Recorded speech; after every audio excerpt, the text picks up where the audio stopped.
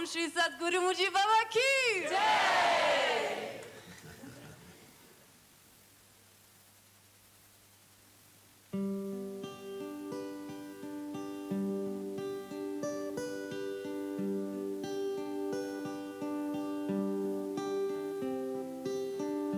I, the Lord of sea and sky, I have heard my people cry, all who dwell in dark and sin.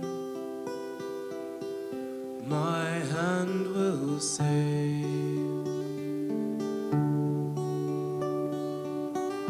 I who made the stars of night, I will make their darkness bright. I will bear my light to them.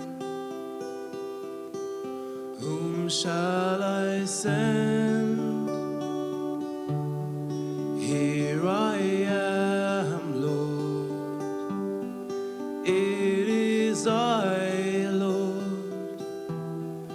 I have heard you calling in the night. I will go, Lord, if you lead me. I will hold your people in my heart. I, the Lord of snow and rain, I have bore my people's pain. I have wept for love of them. They turn away. I will break their hearts of stone, give them hearts for love alone. I will spread my word to them. Whom shall I send? Here I am, Lord. It is I, Lord. I have heard you calling in the night. I will go, Lord, if you lead me. I will hold your people in my heart.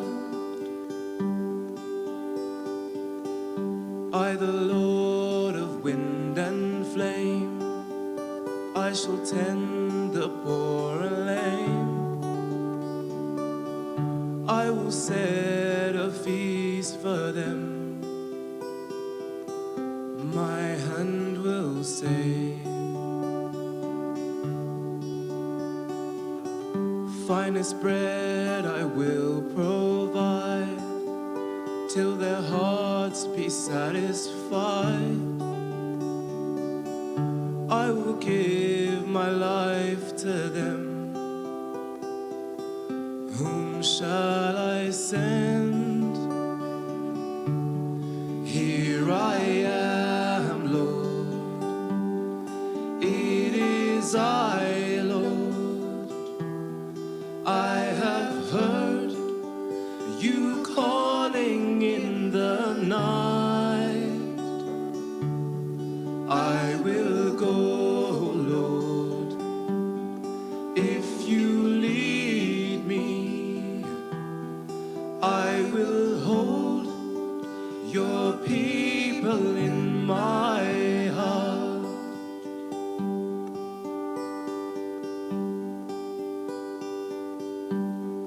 Here I am, Lord. It is I, Lord.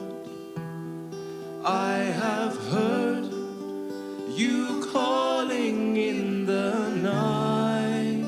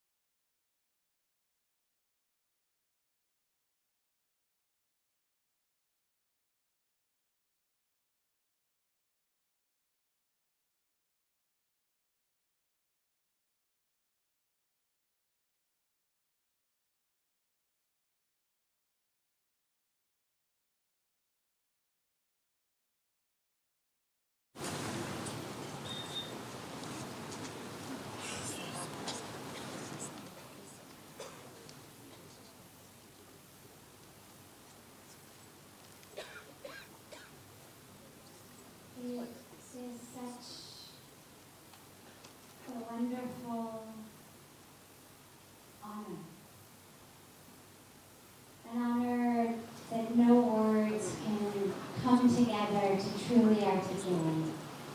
And joy and blessing to have our beloved, honored, amazing, revered Puja Shri Mooji here with us at the International Yoga Festival.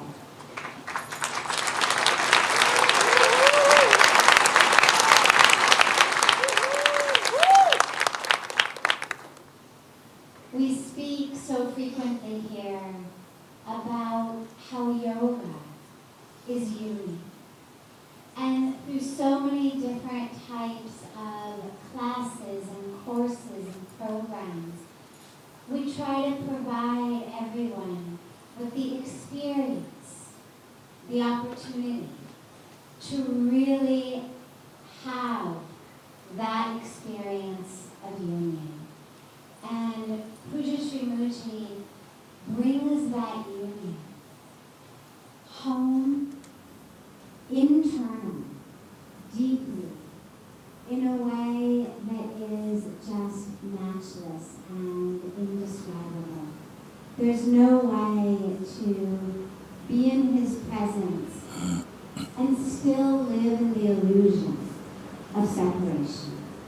It's an embodiment. Your presence is an embodiment of the union, of the oneness that we speak so frequently. And more than just him being that embodiment, he's able to transmit that through the words that he uses to give everyone the experience of that union in which there is nothing but union. Once again, it's such a joy and such an honor. I don't want to take any more time, except to just tell you how much we love you and how much we look forward every year to your beautiful and divine presence with us.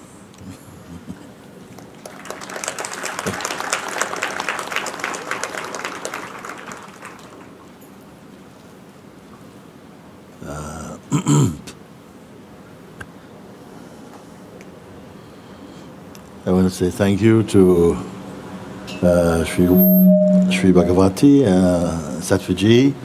And can you hear at all? I'm not sure. Whoa! Sound. They're saying that...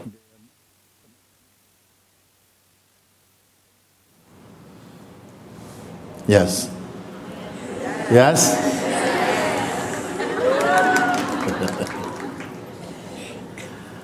Thanks, Satviji, Swamiji, and it's a great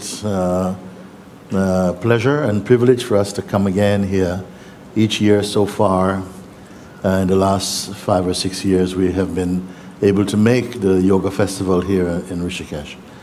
And it is a particular joy for me to come here, to be so close to Ganga while Satsang is taking place.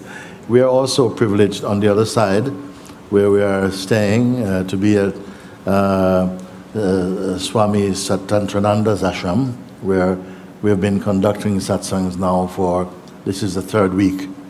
We're midway through the 3rd week. And after this, we have 2 more weeks here in Rishikesh sharing satsang. So to step out of that program, or not, well, out of the program, to come here is a great joy, actually. And joy because also I have a chance to meet some of the yogis and yoga practitioners around the world who've come here each year to make their sadhanas, their yoga trainings and so on here. And not many people around the world, of course yoga is well known as a term, but not many people are aware of Gyan Yoga, which is a yoga of wisdom yoga, and a yoga that really facilitates complete awakening to the self, to one's Buddha nature, you may call, or you may even call Christ consciousness or Shiva being, whatever, Krishna consciousness, all same thing actually. But what it points to is that in everyone, there is that perfection. And the mystery, the paradox in some way, is that we can experience life in the body as a person for a whole lifetime, some say many, many, many lifetimes, without having discovered experientially the seed of true enlightenment within ourselves.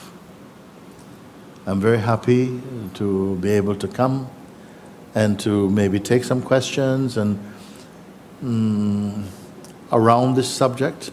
And I want to tell you from the outset, my way of sharing this is to invite you into the experience of it.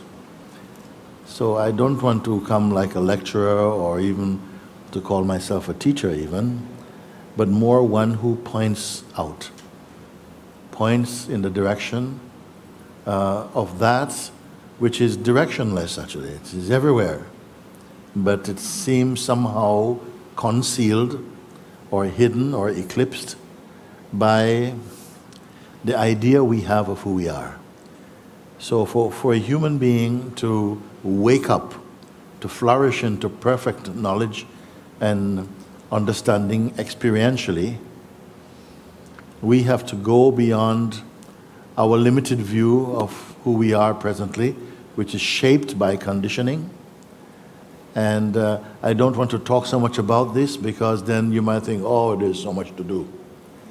When actually, there's very little to do, but just more to understand. And it is very simple. If it were not simple, I would not have got it. Because I don't have such a long attention span. That's my personality, was not exhibiting much of a long attention span. And perhaps this is why I have been made a bit of an example. That if he can get it, everybody can get it. And so it is my delight to come to you because it is not a torturous or strenuous exploration. What is experienced to be difficult for many people is that we have such maybe a fear, an attraction to freedom, not knowing exactly what it means, and at the same time a corresponding fear of it. Because as we are approaching experientially the awakening within ourselves, there are forces also operating within the human psyche that seems to work against your freedom. Not like an enemy outside, but a force within our own self that seems to want to sabotage or to misdirect your attention or to come in as some sort of distraction. And even today we had an experience of someone who came forward who clearly is seeking for awakening, but as he stood up and we began to speak, we could see that resistance was coming up.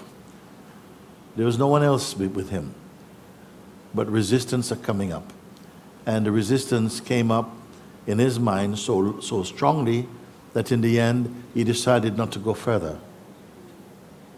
This happened today. What else happened today is that a few people woke up. So this is somehow just a cross-section of what happens in satsang. Many people have read about enlightenment, have read many books about it, and maybe there still lingers within one's mind a doubt whether this is real or not. Is it really possible? Does it really exist that a human being can be unbrokenly happy, unfadingly peaceful, full of joy in spite of the world's ups and downness? Can one really be happy in the way that you speak? Really always at peace? Full of joy? Yes. Yes. You. It's possible. Not because you'll be there doing it. It's not so much a doing thing, but more of an awakening to what is already so within you. And this is what I started off by speaking, that it can seem that it doesn't exist because in all our exploration as a species, mostly our exploration is outward, in the field of the manifest world, in the physical universe, and so on. Even in the different planets we are exploring. But ourself, very little we explore. Very little. We search outside for so much joys and pleasures, not knowing that the source of them is inside your own self. So what if I were to say to you today, in this short time I have with you here, it is totally possible to break through in some way. I don't know who it will be. I don't know if there's going to be someone who will. But I know that you are what I aim to prove. How does it sound? Okay. So I like to speak like this so that and I have to stand with my words also. You see, I am not going to give you so much homework to do or nothing, because the truth, as I am stating it, is right here, right now. I am not putting it in terms that if you study with me for 6 months, at the end of 6 months, you may find it. Because it's not going to suddenly come into existence at the end of 6 months. It is here. It is timelessly present. It is more enduring than your body or your mind, meaning that long after the body-mind has passed, the truth remains untouched. So who we think we are at the moment, something must change in that psychic orientation internally. It is not merely a learning. So I'm going to invite some of you who may have questions. I want to tell you about the questions you can ask. There are 2 types of questions generally. One I would call knowledge questions, which means that you want to know about spirituality, you want to know about the universe, about consciousness, about meditation and so on. That is called knowledge questions. I'm not so keen on those. It is okay, we have to learn also, but much of that stuff you can get from books anyway. I would like to invite what I call freedom questions. Freedom question means someone who really wants to get to the point of it. They don't want to hear about the story of it. They simply want to find, how can I get out of this traffic jam and into the great space of awareness and freedom that you speak about. And this we can say, okay, let's take a look together. Okay? Welcome to Satsang. Welcome. Okay. I don't know what the arrangement of the microphones will be, if you have to come up or something. People have to come. Okay. Who is you? You want to come? Okay. You will make your way to this microphone, please.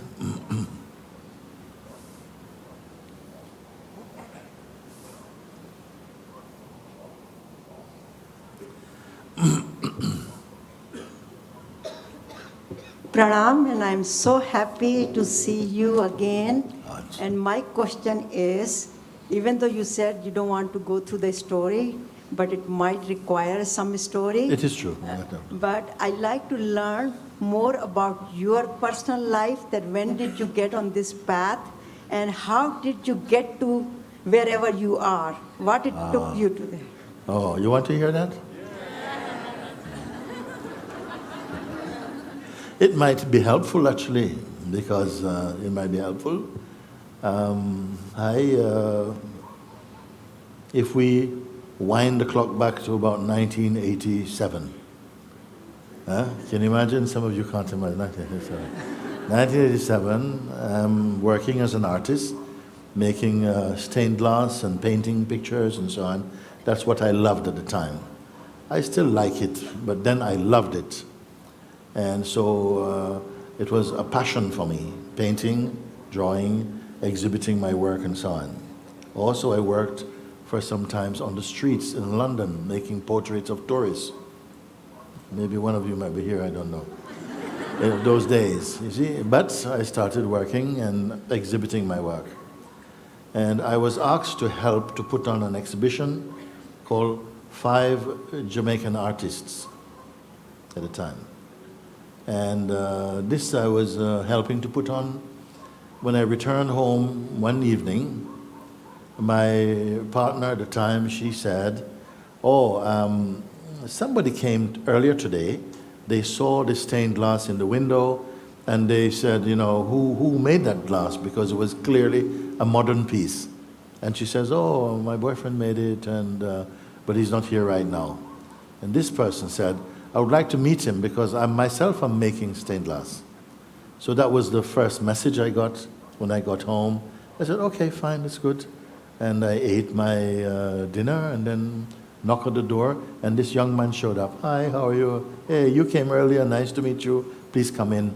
And we started just to talk. But quickly, in the space of maybe 4 or 5 exchange of sentences, he told me, I am a practicing Christian. I live just near to your house. And in fact, my house where I live, we use as a church, actually. And so that's my life, I can say. But I also make paintings and stained glass and so on. So I was curious. I'm making an exhibition, Afro-Caribbean artist. He was an Afro-Caribbean man. And okay, fine. Would you like to participate? Now, he was not so keen to participate, but he was more like he wanted to be with me. He wanted to meet me. So much interest in being with me. And so we talked, and I found it very, very comfortable to talk with him.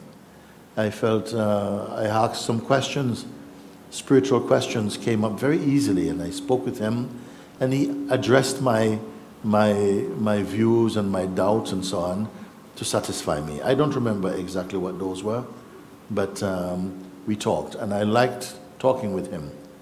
And that was it. If I'm putting it in the shortest way, then I would say that I would reflect on what we talked about at the time, and whenever I felt I would like to see him, he would just show up. That is. I didn't make an appointment. He didn't have a phone. I don't have a phone. I would just think, yeah, I'd like to see Michael. And he would just pop on the door. Hi, how are you? I said, whoa, look at this. And again, we'd keep our conversations going. And that went on for about maybe 2 months or so. I'm not sure about that, but for some time we kept seeing each other and talking. And it came one Sunday, he came again, and we were like 4 people in the house, 1 friend of his, and my partner, myself, and himself. We had finished talking. It was so enriching, the experience of sharing with him, that as he was about to leave, I said to him, Michael, when you pray again, could you pray for me? I asked like that. And he said, yes, but why not right now? I said, oh, okay. So we stood up, and he stood up next to me, put his hand on my head, and prayed. I don't remember exactly what he said, but I just was there. Then as he finished praying, myself also, I said, please help me, help me to come more deeply into this understanding. I offer my heart to like this. And then we finished. Felt very good. Had a hug at the door. Bye, Michael. Bye, David. And they left. Closed the door. I felt so good. I felt very happy, very light. Just, that was it. The most complete meeting, satisfied. I felt so, and I kept on feeling unusually light and happy. It was so good. I didn't want this evening and this feeling to go away. I stayed up very, very late, and then somehow sleep came. I didn't want sleep to come. I felt if I fell asleep, I would wake up, it would be finished. But I woke up the next morning, and it was still there, the feeling in my body. tingling, very sensitive, and noticing the sunlight coming through the opening in the curtains, and was like looking like I'd never seen the sun before, this type of feeling. As though some sensitivity in me had been turned up very high, and I felt marvelously happy. After another day of this, a deep peace came inside my heart. And that has never gone away. It has never gone away. Many things happened from that period until now. Many things happened. But this peace has never gone away. The sense of myself, my egoic tendencies and behaviors continued for a little bit, because it didn't just disappear. I was still making mistakes, but I was so in my heart dedicated to truth. I felt that's the only thing that mattered now. All my other interests began to fall away, because the feeling inside was so compelling, so beautiful, so rich, so complete. I wanted to offer my life. I said, please take my life. Take it in exchange for this. Give me more of this. I want more of this. You take my ugly bits and leave just the beautiful things. It was like that. But it doesn't work like that. Gradually, things begin to change, and more it's going out like that. And okay. So that brings another question in my mind when you were talking, that can you give us some those short practices which you have been doing since then, which has uplifted you and brought you to this level? What are those practices, and can you give us some tips on that?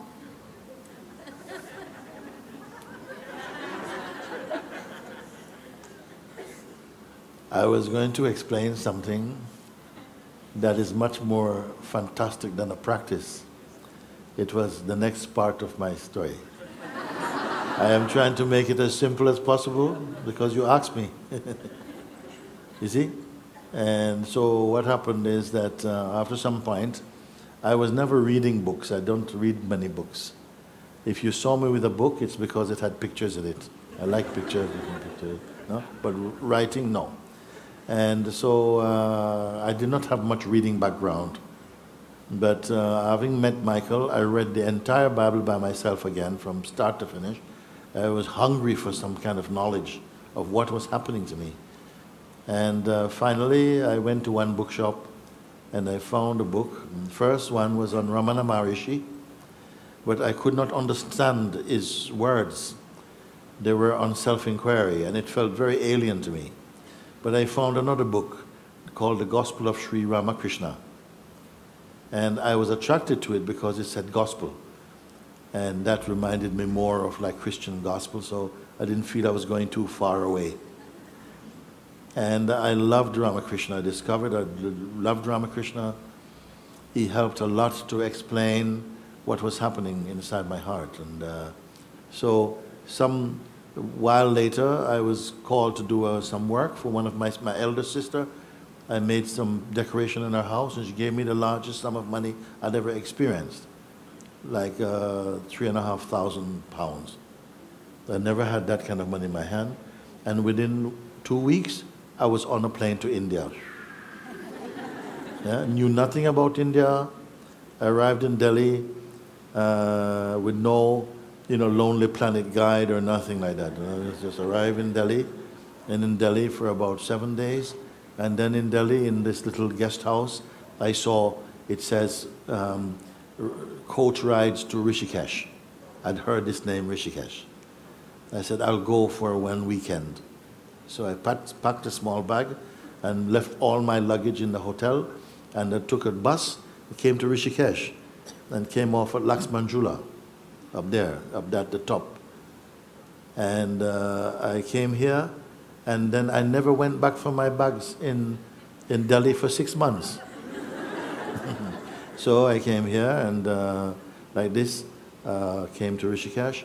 Then one day, coming up from the Ganga, some people, the place at Laxmanjula where there's no cars anymore there. It's just as far as you can go at the top.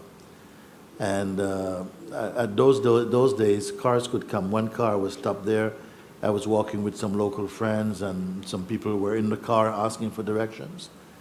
And while they was talking to the driver, Indian driver, some Europeans in the back seat looked out towards me and says, "Hey, I remember you," like this. And I was new in India. He says, "Me? No, you don't know me." Then, "Yeah, I remember you." And then the woman looked out and she goes, "Ah, it's you, I remember you."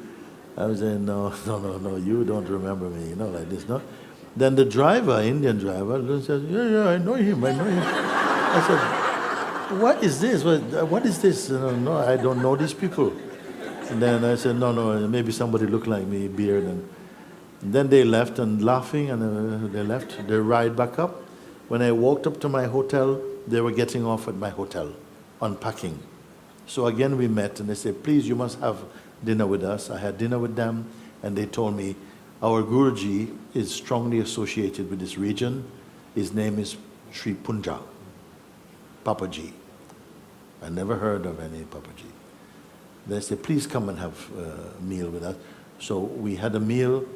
They showed me Papaji's book called Wake Up and Roar. But I was just polite, saying, "Oh, it's very nice, very nice." But I didn't feel anything. The next morning they're leaving. They said they only came for a day. Next morning they're leaving. The driver was also a devotee of Papaji. I mistook him for just taxi driver. They were all going back. They insisted that I come back with them to Lucknow. I said, no, I wanted to go to Varanasi first.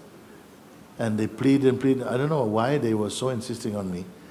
But they went, and I felt I need to go to Varanasi first. But as soon as they left, I felt I needed to leave Rishikesh. I went to Varanasi for 10 days, and I arrived in Lucknow 10 days later. I met Papaji for the first time. And I met Papaji. I spent several months with him. One day in Satsang, I wrote a letter to him to introduce myself. I felt I had come to some experiences spiritually, and I wanted to share with him. He called me up in Satsang, and I went up to sit in front of him. And he murdered me, basically. And that was short of it. He was talking with me, and a strong, fierce resistance was coming up inside my heart. Like, who are you speaking? You don't know me, and blah, blah, blah, blah, and look at you, like this, because I felt like he caught something inside me that was something very unpleasant, that I could not see myself. But by the power of his grace, something was caught in his light. And he was talking, and he said, "If you wish to know the truth, you must vanish." So what kind of instruction is that? How do you vanish? You can't vanish. And there was all this resistance. The resistance inside was coming up so loud that I could not physically hear him. I was looking at him talk. Inside, I was like that. So it was not a pleasant experience for me. And at the end of Satsang, I just decided I'm leaving Lucknow. It was more like bad luck now. I didn't feel like it was luck now. And I went home, started to pack my bags. I'm going. That was the sign I was waiting for. I'd spent enough time, wasted enough time. I'm leaving. Furious. But it was a very hot day, and I decided to go to get some fresh air. I was like, inside my body was like frying 10 sausages or something. I was just, I went for a walk. I sat in the village for a while, and then I decided to go home and pack my clothes. And as I walked for about 10 meters, suddenly everything disappeared. Everything disappeared. What do I mean by everything disappeared? Including myself. Now, it's a funny thing to say that, because I was still here. But the idea I had of myself, my history, who I think I am, I could not find anything of my person.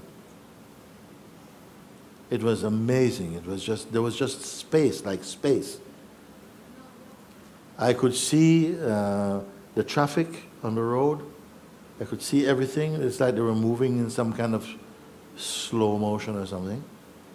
And I was looking at my hand. I kept looking at the hand. And it was like there was nobody in them. Like there was nobody in this body. But there was something was here to see that. I wonder what that is. You might find out. What was there to witness the absence of myself? Myself being who I think I am. My story, my history, my relationships, my values in life, my desires for future, nothing was there at all. And then in this vast space of beingness, the Master's face came to me. And it was so amazing. I realized in that moment, I'd met my Master. Who I was to say that I can't tell you. And that was the second great blast of a kind of awakening in this body that took place. And then of course I did not leave. I unpacked my bag and I stayed on with Papaji for some time until a feeling came to go to Tiruvannamalai in the south of India, where Ramana Maharshi lived for some time, and that's it. That's all I need to tell you. Okay? And now your question was, have I got some little techniques that I can tell you how to get it quick? Yes, that technique, but the thing is when you spoke so divinely right now, the other question came. Yeah. Make up your mind, come on. Yeah, what And comes it's now? not a question, but it's a request. Yes. And I think it's not just my request, it's the request of I am sure all the audience are sitting here. Yes. The request is, whatever happened to you, whatever blessing came to you, in the presence of Ma Ganga, presence of this divinity, presence of Pujya Swamiji, Bhagavati Ji, all that, could you pour that blessing on all of us? So we can experience the same thing and keep it with rest of our life like you are keeping it? Well, first I'll have to tell you that I am not keeping it. I mean, maybe I'm not using the proper word here. No. But Yes. just what I'm saying, just shower us, all of us.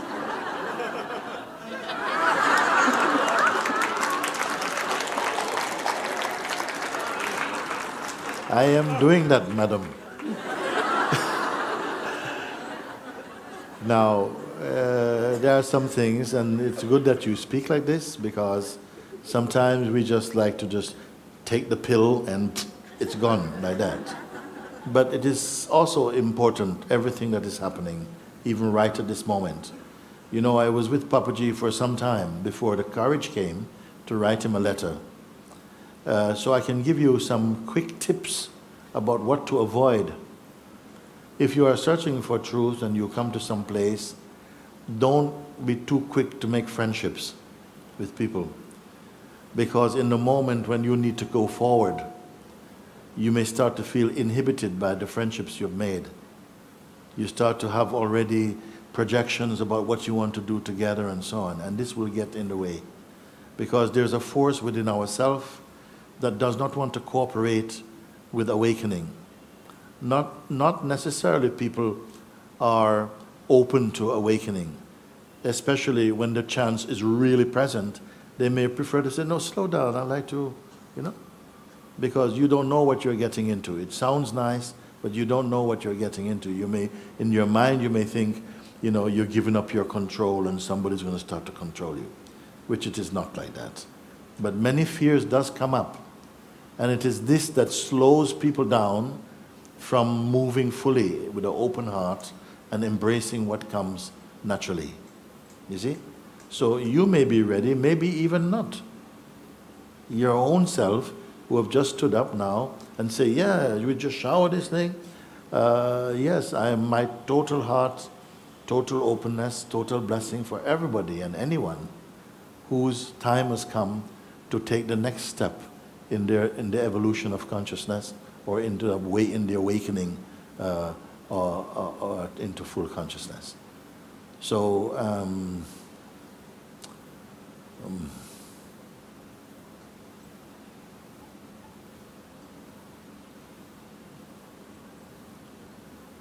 it is not that I'm going to come and whack you on the head and immediately you are Buddha. It can happen. I don't want to rule out anything. But I'm here just as you are here. I am here. And you must approach. And with your approach, there is something dynamic. There's some grace is already present to make the best use of our interaction and to see if out of that interaction, if the necessary qualities are there, the timing is there for that to reveal itself. My feeling is the self is here, is what we are. It is your inmost reality. But we as consciousness also, as the dynamic consciousness, by dynamic consciousness I mean the consciousness by which we experience existence, the consciousness through which you experience the senses, or have the sense of memory, or the desire for liberation, or for a future, or for having a family. The consciousness that allows us to taste experiencing, that consciousness has also the urge from the very beginning to somehow identify with the body and believe itself to be the body. It does not do that by itself only. Our families help us also. They are part of the great movement of consciousness to help you to first believe that you are the body, and the conditioning that arises in this body, that we were going to take that to be what we are for a time. But in human time, it can seem to take a very long time to be moving around in the realm of the personalized consciousness and believing what the personalized consciousness manifests. You may start to just believe in that.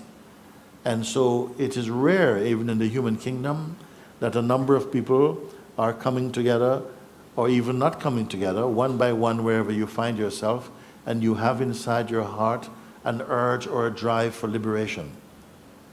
When you come, even the desire for freedom is called auspiciousness. Even just you have the desire. Once you begin to really enter into the actual field of possibilities, there may come a time that all other desires are burnt for you, except the desire for liberation. Now, you may be, as you're sitting here with your present state of conditioning, you may think, well, I don't know if, maybe I have a lot to learn and so on. But we don't know. You may be just that one who is ready in some unexpected way to come to a flowering of consciousness. And that is going to be the most important, the most blessed experience and expression of your consciousness, that something awakens. What it means, that all that is not serving your joy and peace and your life will just fall away.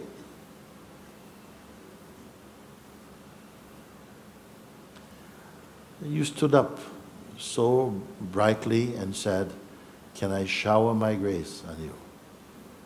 But would you even be ready for it, to embrace what is being offered? I may be ready, I may not be ready, but can you bless me to be ready?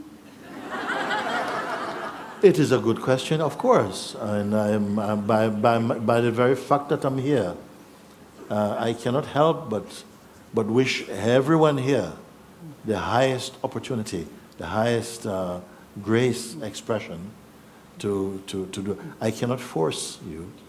I can only invite.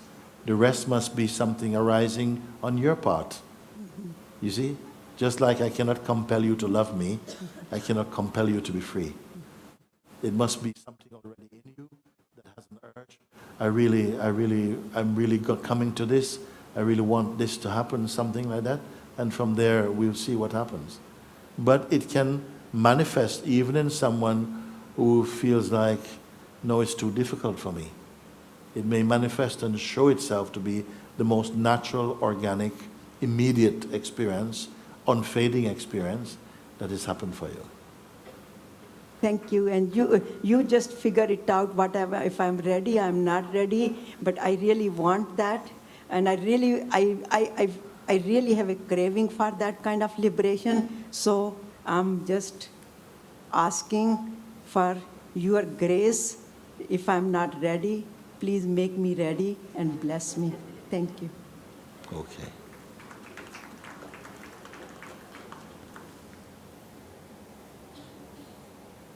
Can you come? Okay, let's see what you have to say.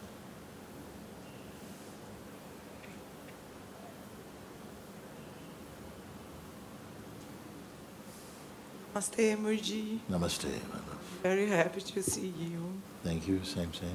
And I feel here that I can feel the state and nowhere to go, nothing to do, no expectation. And when I arrive here, somebody stole my telephone, and then strange things happening, like a divine wants to say, get my person out. I lose my money. I'm very happy here. And then when I arrive in my real story, in the where I live, it's my play that I have to be the actor, the character of my own play, like leading people, mother, and it's difficult to remain this state, I know. Yes. Like you go there and in turmoil, you go, and where is? The one who has woken up to the truth cannot leave their state. It's not like it's like unbecoming what you are. They cannot do it. Doesn't matter how much outside is a big tsunami of thoughts and stuff. All of that will be experienced from the heart. And in fact, unlike the human way, normally, the conditioned way of experiencing life, the one who is awake will not be fazed by the things that happen, you see. What you describe, like many people have experienced in traveling to a new place, they lose all the things that become part of their identity, part of what you think you need, you know? They lose their phone, so all their contacts, all their friends, they got no memory of whose number, not that. They lose their address book. You lose your passport. It's like something is taking away your identity. Now, it depends on who you are. Some people might just catch that and think, wow, I'm being undressed of my identity because everything that I felt links me to the world that I feel I belong is being taken from me. But for another one, it's like, oh my God, I'm dying. I'm going to be lost forever. And will somebody please come and rescue me? So it depends on your temperament. What is happening, you may just observe that these things have happened, but what have you yourself lost? What has your beingness lost? You have lost your different things. These are replaceable. But what has your beingness lost? Have you lost anything of your isness, of your beingness? Sometimes they can help you to enter such a reflection. No, I've not, but I'm still here. All my intellectual, emotional, physical faculties are still present, like this. And you may come to a peace with that even. Maybe a greater peace than you had before. And you may become open. And by becoming open, you might realize that somehow things have come to move inside your life that you would not have noticed when you had the security of the things you were depending on. Because your being has become more sensitive, you're more open, you meet people in a way that perhaps you would not have met previously. You see? And there's a saying, when life sends you lemons, make lemonade. No? I saw in one person, they say, when life gives you rocks or stones, turn them into milestones, like this. And so I feel what it means. It is your attitude will transform what may appear in the beginning to be something very negative, and to see making it into something positive, something beautiful may come out of it. So it's not over. Your story is not over, you see. Your looking is just begin to take another step upwards. Your physical loss can become your spiritual gain in some way. So don't lose heart about these things. Oh, this problem is not problem. When I go back to my country to be the actress of my story, I can get rid of that. Well, maybe you as your person cannot get rid of it, but still so many, when a real change happens to you, you don't even know how you got rid of anything. You are just different. You are made different, you see. And when the genuine change has happened in you, also the relationship of people, even from the past, their relationship to you will change. Because the one who they were relating to in the past is no longer there. You don't know anything about future. You don't know. And it is such, even to be worrying about the future, is to mess up the beauty of what is present now. You don't know. Maybe something so wonderful will happen. Yeah? Hey, Mooji. Yeah.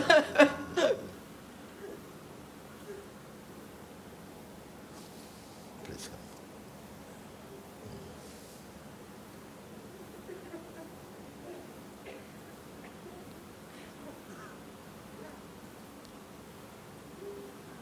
Thank you. It's my honor to talk to you. Thank you. Thank you very much for the humanly way and the easiness in which you talk to us, and you make these things sound so simple. Thank you. Yes, thank you. I think I'm going through a rather good phase of my life. And You're going through a very good phase Good of your phase, life right now. yes. Okay? But sometimes I hear these voices, Yes. and I have difficulty deciding if the voice is my intuition or if the voice is my mind. Yes. Yeah. Okay. Anything to say on that? Yes. Because sometimes this resistance you talked about, I can see it's present. Yeah. And sometimes this voice brings fear. And then I know it's my mind.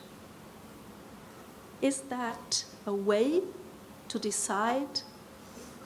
Well, first of all, it will depend on whether these voices are coming randomly in your mind or whether they come at moments when you need to determine something or to move in a certain direction, when you need to make a choice. Is that when they show up, or do they just randomly go off in your head? Usually when I have to make a decision. Yeah. So. Let me tell you something about decision making. It is mostly mental. And this is why people procrastinate about whether they made the right decision or wrong one. Because decision making is not a natural part of the flow or the unfolding expression of your life and your spontaneity. You see? When you are really in touch or united in your heart energy, let's put it like this, you tend more to feel life and sense when something needs to to go this way or not, more than a mental decision about it. You see? And this is why people often suffer from this kind of habit or the sense of need to decide ahead of time what is to be done. Of course, in your life, sometimes you have to act early. For instance, if you have to buy a ticket to go back to your country, you may have to do it earlier to get the best deal or whatever. There are practical uses for the functioning mind. But what I'm talking about is almost an abuse of mind, where we are pushing the mind into shapes which is premature to the needs of the moment. If you get into that state, that habit, you may trigger these kind of voices to come in your head, and they will not always be true. Very often, they are oaks voices, and you don't want them. In the beginning, they can be just a kind of strangeness that comes from the mind itself. But if you're open to these type of voices, you may begin to invite entities that you don't want to become part. You're open to them, and then they also have a function to disrupt your mental health and to disturb your life flow. So I would say more to learn to be very quiet. Don't feel that life is forcing you to something. If life seems to be forcing an action, let it fulfill its action. But if you feel like you're here and there's all this stress and tension, I can show you how to bring that kind of stressful way of thinking back into harmony again. You see? And so learning to observe your energies is very important. It's very, very simple. Everything that you feel, every sensation, every object, every emotion is only like a cloud passing in the infinite sky. Everything is a movement. If you understand that, you'll understand simply by looking, and you see whatever it is, even your favorite things, you cannot retain unbroken contact with them. By the law of nature, they will float on, and new things will come and replace them in your interest, in your vision. You see, like that. If you observe for a while, it becomes very, very clear that this is just how it is in life. Knowing this, how ephemeral the appearances in life are, you will not put so much energy, naturally, to pursue something whose life duration is so short. As human beings, we put a tremendous amount of energy, okay, to obtain things which are momentary, to get things which are impermanent. You see, a lot of energy. When even the body that you need to enjoy it is also changing. Also, everything is moving. So we have the fantasy still that somehow these things will bring us to some final happiness which doesn't go away, but it will not come through the mind. So this is something, again. Once you know and you begin to enter into the space I'm introducing, you will not feel so much interest in decision making. They'll feel like, why be forceful about it? You'll be coming more from a stable place inside your being, which simply intuitively recognizes when something should move this way or that way, or simply just be quiet. You will just know it. And then you're moving with life in natural time with the universal or cosmic rhythm. Very few people are doing this, because we are taught to in some way, to manipulate life. And we are almost always acting too early, prematurely, you see? So that you never allow yourself to see that you can trust life. Because our actions are always coming out of a kind of haste. And these things, they will naturally change. I don't want to present them to you, say, you must do more of this, because it's not like that. Once this system comes into its natural rhythm and understanding, all of your life becomes a spontaneous, automatic harmony. This is what you must find. Not every single thing, you're consulting your, tea leaves and all these things. No, you are naturally in the natural rhythm of life. You've got to feel it. Huh? Got to feel it. You will feel it and know it. The feeling and knowing will be the same. They'll be one thing. It's not separate. Mind and heart will be working in harmony more. This is very, very natural thing for you. If they are presented to you as though you must do them, you become a doer of actions. And that one is not natural. After a certain point, you come into trouble again. But when you realize that the universe, it works like that anyway, and that your own system is made to be in tune with the universal rhythm, then it will not be a stress or a strain for you. Yeah. Thank you. Amen.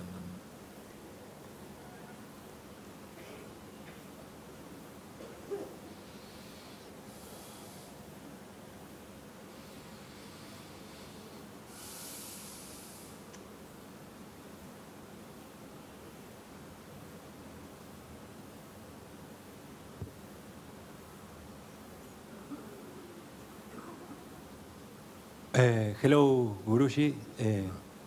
My English no is very good, but I want to ask about the ego. You want to ask? About my ego. Your ego. Yeah, I feel my ego many times, and I never talk with somebody like you. And I want to ask if you talking about the ego, if you have, if the ego is something stop the spirituality life. Well, ego. First, let's understand what ego means. You see. Yeah.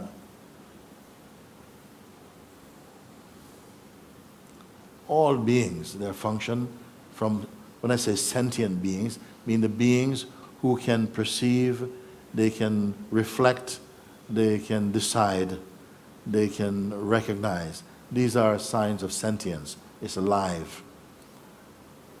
That is a state of consciousness. You are consciousness functioning in the body, which is also the creation of consciousness. But when consciousness wants to taste experiencing, it enters a body, it needs a body for that. Because through the body it can taste diverse taste through the senses also, and through the mind it can taste fantasy, projections, actualities, all of this. So it needs a body in order to have the taste of experiencing. That consciousness is not ego. But something compels the consciousness to identify with the body and feel, I am the body. The first expression or projection of consciousness is the knowledge or the intuition, the sense, I am. All beings feel, I am, means I exist. I is the name of all sentient beings. That is your name, I. I am. I, consciousness, am. I exist. That's what the root knowledge is, or knowing, okay? This I am sense or vibration is not personal. It's not a person. It is the pure dynamic expression that arises from absolute awareness. It is the acting consciousness. But at the same time, it is the bridge between the relative and the absolute. I don't know, can I speak like this for a moment? Okay. So once this consciousness, not by any personal decision or any person's decision, but by an act of universal consciousness, projected this consciousness to identify with the instrument through which it's working and to says, I am this body. Once it believes, I am this body, not just I am, but I am this body, and then other conditioning can begin to build on top of this. The conditioning to do with where you're born, who your parents are, what religion you grew up in, all of that comes together to shape the sense of individual or individuality you take yourself to be. But it is just notional. They're ideas, they're concepts, they're not realities. The reality is, in this dynamic world, the sense I am. That is the godly principle, and the sense I am is also called a name of God. I am. That is your intuitive. No parents call their child I am. But the I am is there first. That I am is the divine principle. But it was compelled by some power to identify with the body, and then it felt I am a man because it got a male body. First you had a boy body, not a man body. Yeah, I am a boy, then I'm a man, then I'm an old man, and whatever it is. And if it's got a female body, consciousness feels I'm a girl, and so on. These are the concepts that it accepted. And by accepting these concepts, it began to live in the program of these concepts believed in. And that's what started to create the sense of a unique individual, autonomous entity, someone who is a different person. Someone here says, I am John, this is me, I can produce some details about my life, my interest, my studies, who I am, and so on. But all of that is a projection from the I am state. Spirituality means when the consciousness has sufficiently experienced through the personhood state and become tired of the person becomes a burden for the consciousness. It's not happy, it's not such a happy state. All its ways are momentary, ephemeral. Then a natural yearning happens into that personal mode of consciousness. It begins to yearn for a higher state of joy, a life that is not going to come to an end, a happiness that does not change, a peace that does not go away. It starts to have a feeling for this. And that feeling, as soon as that feeling is born, the consciousness begins to look for fulfillment of that feeling. And that is the birth of spiritual consciousness. That is the birth of seeking for the truth of who you are. That is it. And that search can continue for a very, very long time, but in some cases, very short time. If the capacity is being demonstrated to absorb directions and guidance very quickly, you may come completely out of that ignorant state in a very short time. And what will you become? Actually, you're becoming more yourself. The paradox is, the more you give up of your ego you, the more you realize your true you. When we feel we are giving up our ego self, it might feel like it's a great loss, it's a big sacrifice. But once it is completed, you realize, oh my God, I'm so happy to be free of that guy. That is what happened in the case with myself and Papaji. When he caught this ego feeling that was still hidden, and I was so identified with the ego, I didn't say, oh, my ego is reacting. I said, I am reacting. Because somehow I had not clearly discerned the difference between my mind and myself, or my ego and myself. So when the ego is hurt, I felt hurt. I didn't know the difference between myself as consciousness and myself as person. Your spiritual sadhanas and practices and meditations helps you to discern the difference between person and presence. When you come to the state of presence, all the characteristics of the person, they are draining away. And what is present now is a sense of great peace and joy. You're not easily afraid of things. You don't suffer depression. You never get bored. nor overly excited. There's just such a beautiful harmony about you. That is about conscious presence. There is a stage beyond conscious presence, absolute awareness. No books are written about absolute awareness. There's no story there. There's no person there. There are no fluctuations there. So therefore, most human beings would not be attracted to such a state, because we are attracted mostly to a state where there are qualities, that you can enjoy this and enjoy that. But in the supreme consciousness, in pure awareness,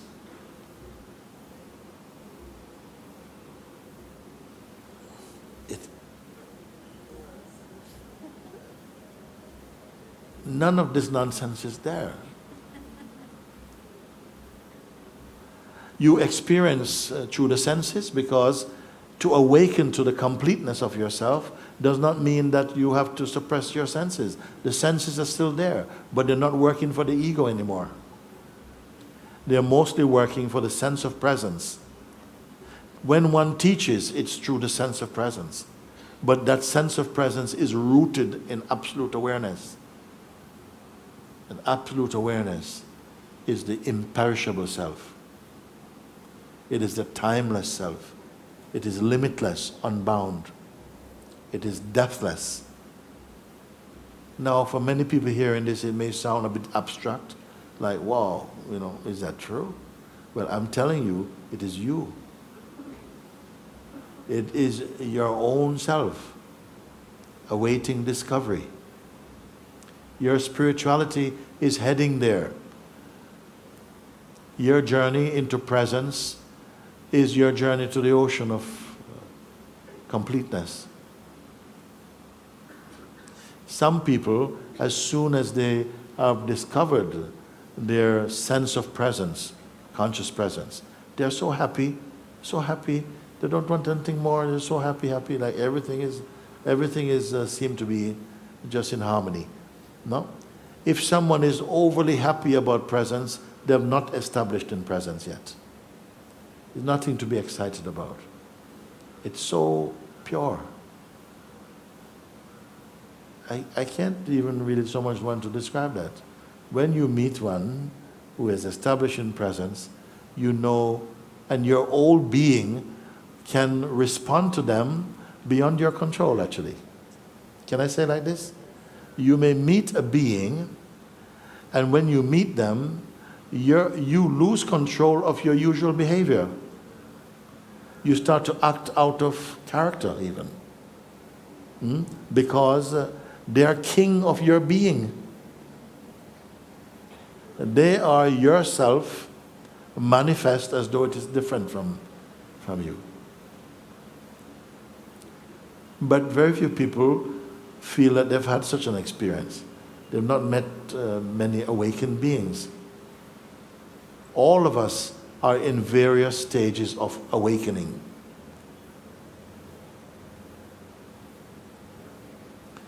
But the urge to come to complete awakening,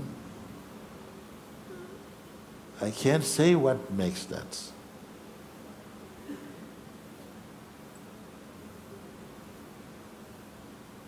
Thank you very much.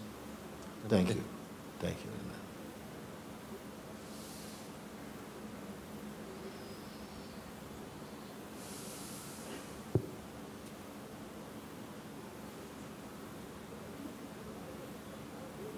Blessings, God's blessings to you, Mooji. Thank you. I wanted to request that you speak something about what I'm witnessing in many of my friends who are on the path of awakening and have proven with their lives, surrendering their will to God, including myself, that many odd diseases and illnesses like Lyme disease and liver failure for no reason, and skin disease and rashes and psychological breakdowns, and I'm seeing a lot of people who I find to be very awake going through this. And if we are the creator of it, that illness or that challenge, can you speak something on this idea of entities that attack awakened beings? Because I'm struggling inside myself with whether I'm creating it or it's being sent to me to attack me and slow me down. And someone that's very close and dear to my heart said, if you're having these experiences in your body, nothing outside of you is creating it. But yet it feels like I'm out of control of it. And I was in the hospital for 4 days with liver failure for literally no reason. I don't drink alcohol, I do Kundalini Yoga, I've had my awakening, I've had my Shaktipad. And so it's still a point of confusion. Where would that come from? Yes. Don't go away, stay there. There are different, there's never only ever one avenue of expression. It can come in different ways and for different reasons also.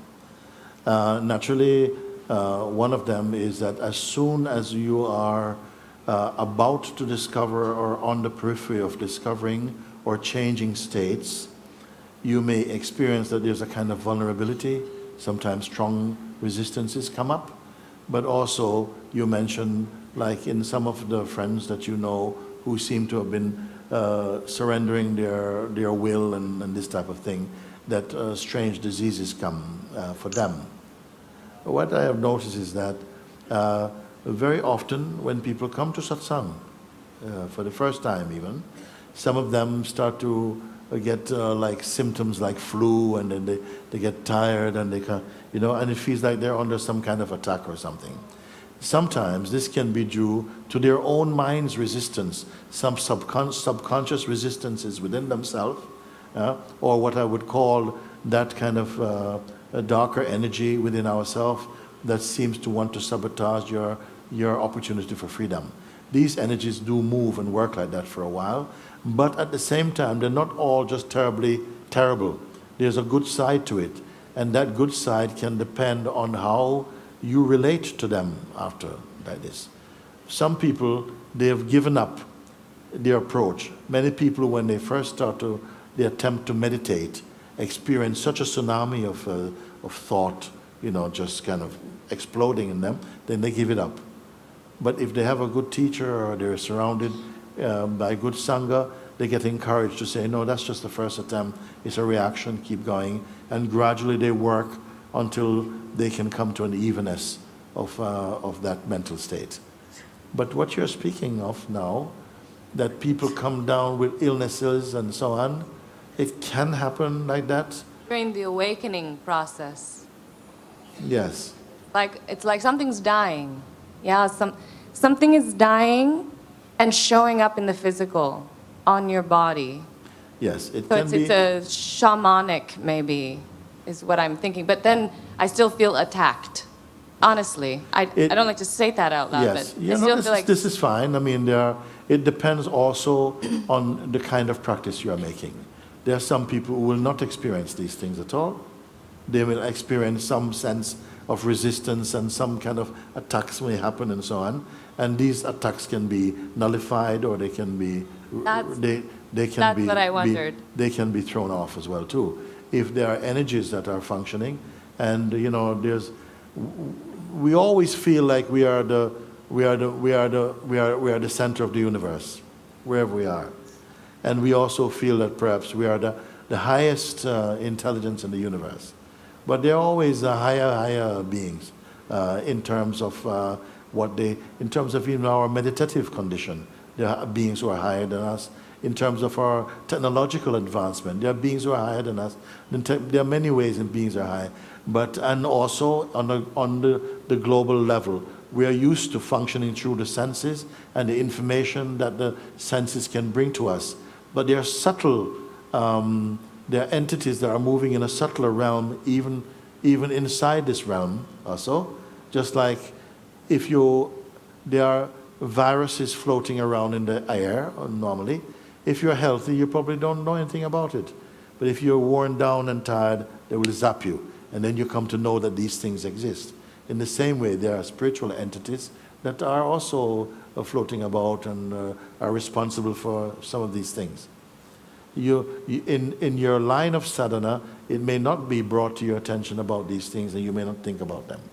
And you may not even need to think about those things. This is why I say it varies depending upon the tradition of your practice, will manifest these things more strongly or not. But they are at play. It does happen like that. I don't want to leave with the impression that your search for truth is going to put you vulnerable to these forces.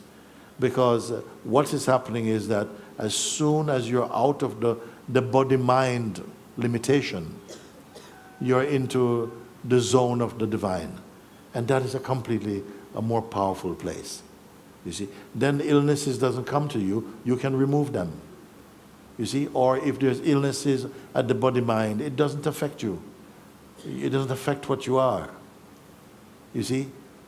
And you sometimes can, your body may take on the illnesses of many people out of compassion, and then also dissipate them. So it is a very broad field that you speak.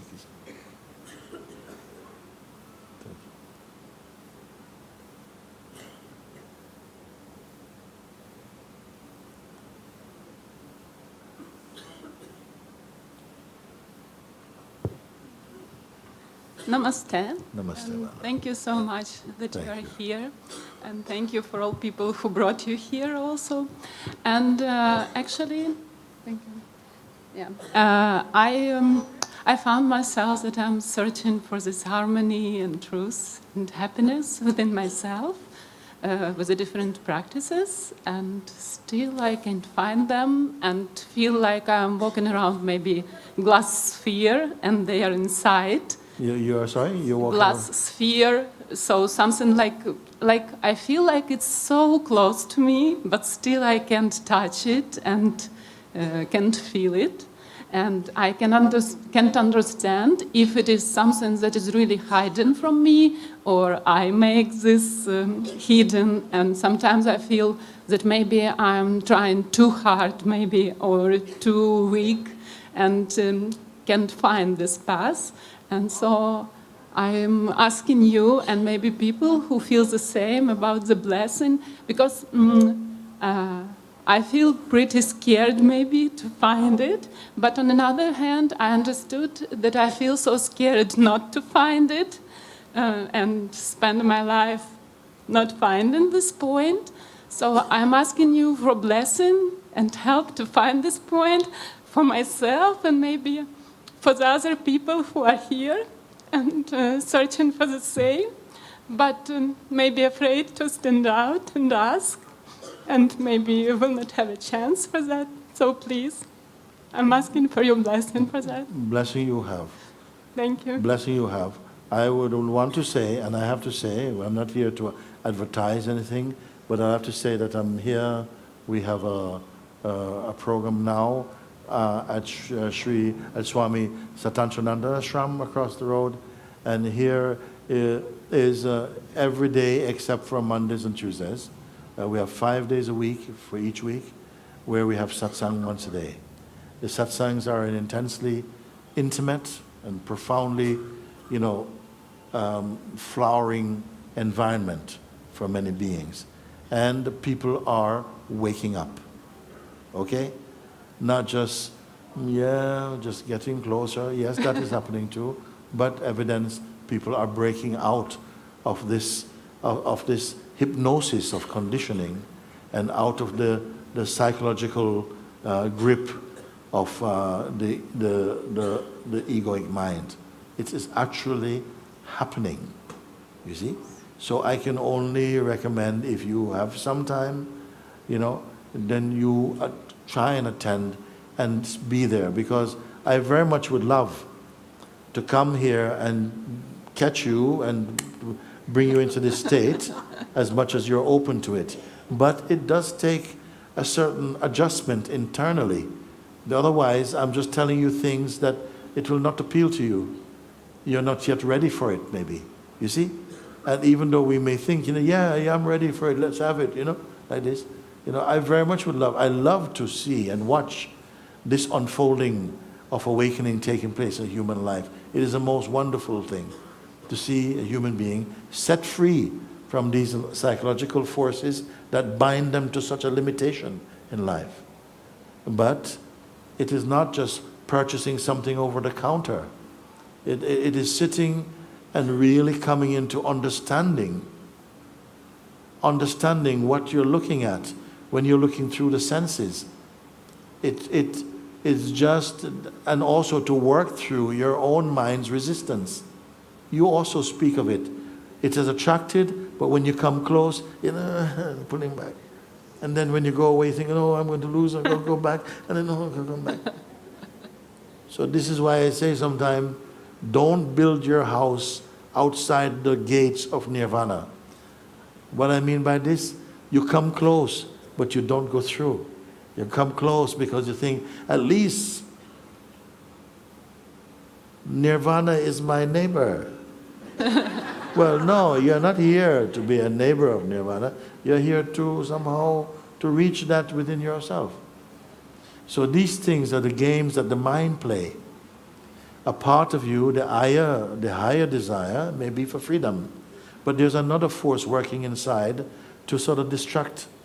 As soon as you're coming, and as soon as it's something, and your mind can do that. It can create a headache in your head. It can make the phone ring just as you're going to be opening the door. The phone rings and somebody goes, oh, okay, I'm on my way, and you're gone, and you miss your chance. You're missing it. You're missing yourself. Because as it says, sometimes you're thinking something is missing from my life, something is missing. And yes, the one thing that is really missing from your life is you. Everything is in place, but you are all over the place. It's important to understand that there are forces and to recognize, don't imagine, you can feel them. You experience very, very often, when it comes to a certain point, something is always resisting to go back, like a fear of success or a fear of being really loved. That maybe so much is going to be expected of you and I'm not going to be able to manage. And these energies, they're not in service to your joy. They're not in service to your life in some way. So you have to be encouraged and to say, no, darling, come. Don't worry about that. Look how many times this has come and you've backed away from life. You're not a coward. You're not brought here to be a coward, nor just to be brave. No, but you can look and you can see how your intelligence works for you. When you come and look from the real place in yourself, you begin to see that it appears that there are so many options. But if truth is what you're searching for, you need just to be here right now. And then you can dispel these things and you can just be quiet in yourself. There are some people who they have no space between their thoughts arising and them acting it out. They're like this.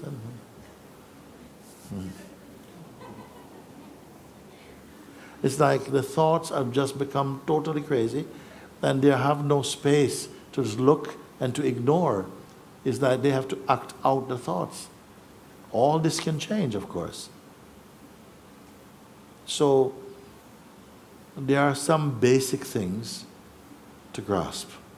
First thing, everything that is appearing through the senses and the mind, they are ephemeral, meaning that they come and go. They come and go.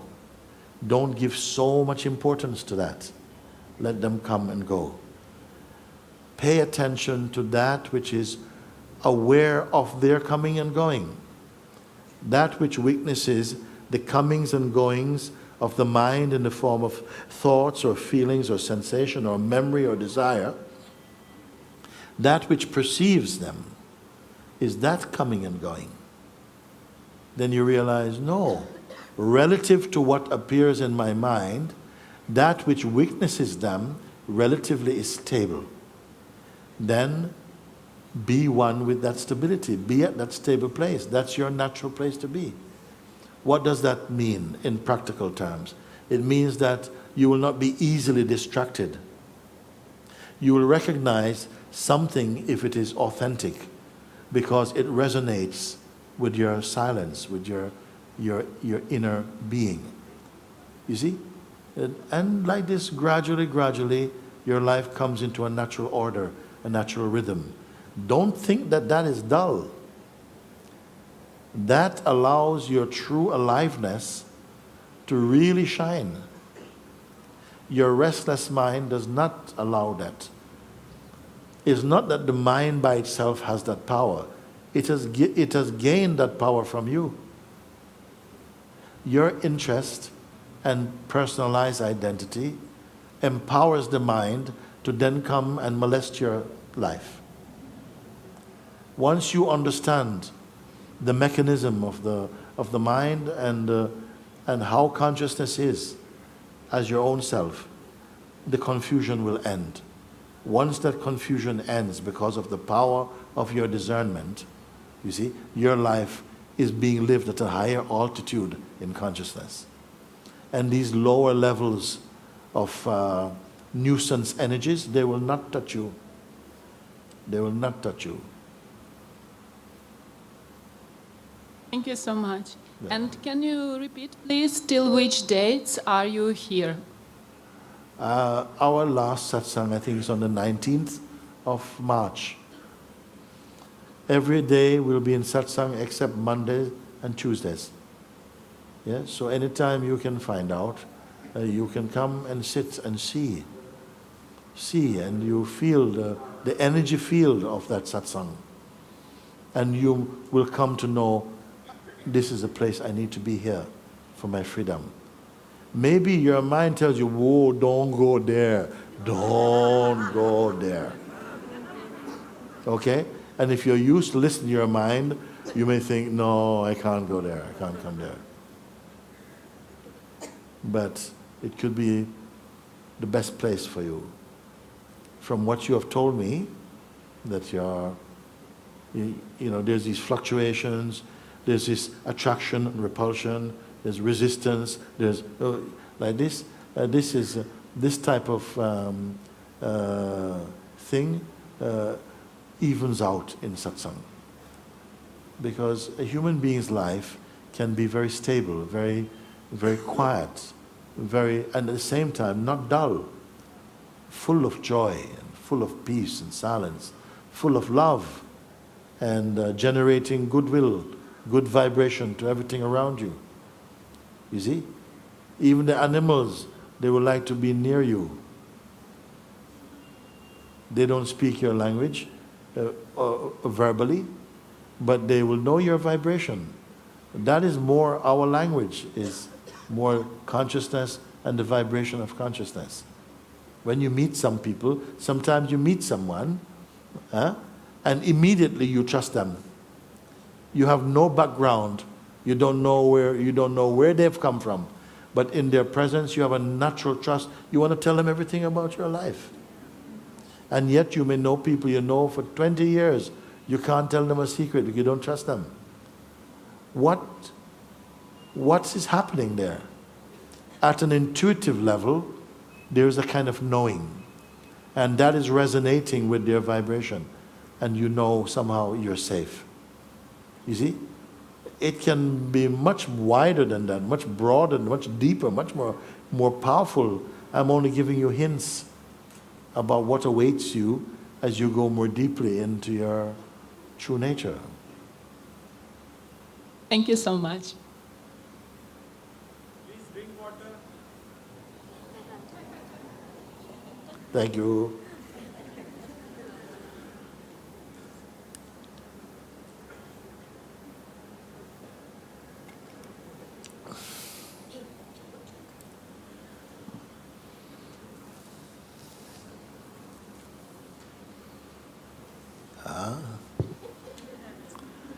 Okay, I was pointing to him first, but please, no. I'll come later. Come after, but don't go so far. You come, please.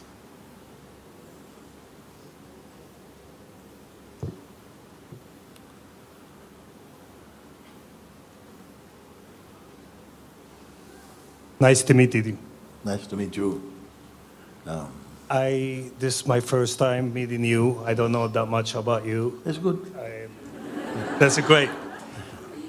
How come I live with the physical pain, but I'm the most happy person?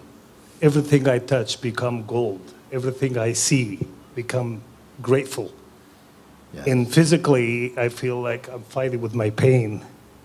For 2 years and a half, I believe like, wow, it's my last day. But if I have a penny, I live like $1 million person. How it's come? Because you are not your body. Some people, you know, the belief that they are their body is so heightened, so, you know, if they break their fingernail, they call off sick for the day.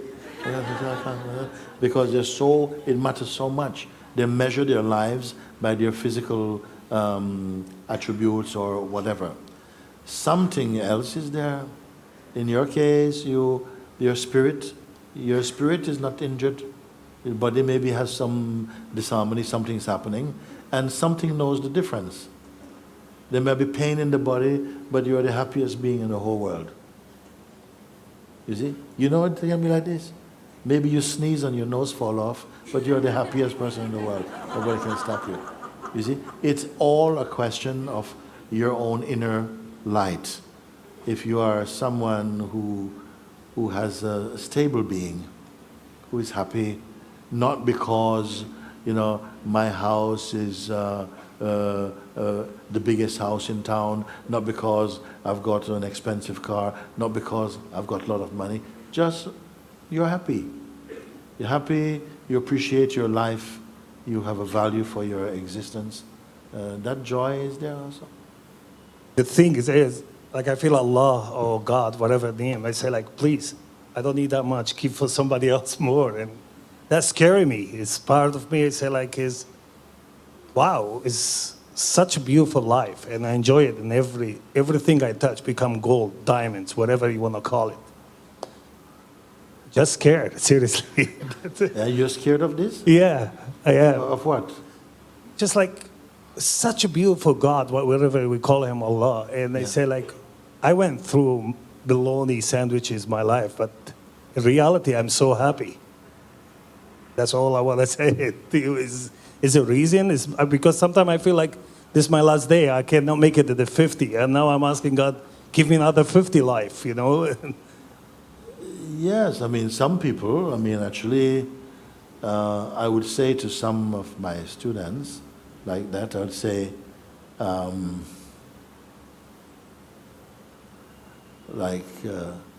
live as though you have no rights. Live as though you have no rights, you have no entitlement to anything. If you have this attitude, you'll develop an attitude of gratitude. You'll appreciate things because you don't think you deserve them. You simply that they come your way, you'll feel a lot of gratitude. Avoid feelings of arrogance or pride. These are beautiful pointers because they bring you back to your spiritual harmony, rather than think that you are something very special and like this. So I feel there are beings who are just display a lot of happiness in their life. They don't seem to want much or something. They're happy with what they have. We don't know why they are there. Maybe because they've already exhausted much of their karmic account, and they have very little to be worried about. You see, we cannot predict. Maybe in one family, everyone is mostly miserable. There's one who just can't, is just fully happy all the time. We don't know. You see? Thank you. Namaste. Okay, thank you.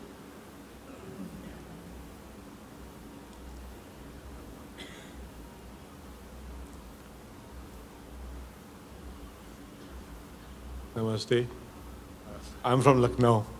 You're from Lucknow? Yeah. So, my question is, like, why do we succumb to negative thoughts and all those fearful thoughts? Yes. And how do we overcome it? Because, the second part of the question is, like, till the time the going is good, we like doing yoga, doing meditation, all those things. But when the trouble comes, there is something wrong goes in the life. So we find doing all these things also difficult at that point of time.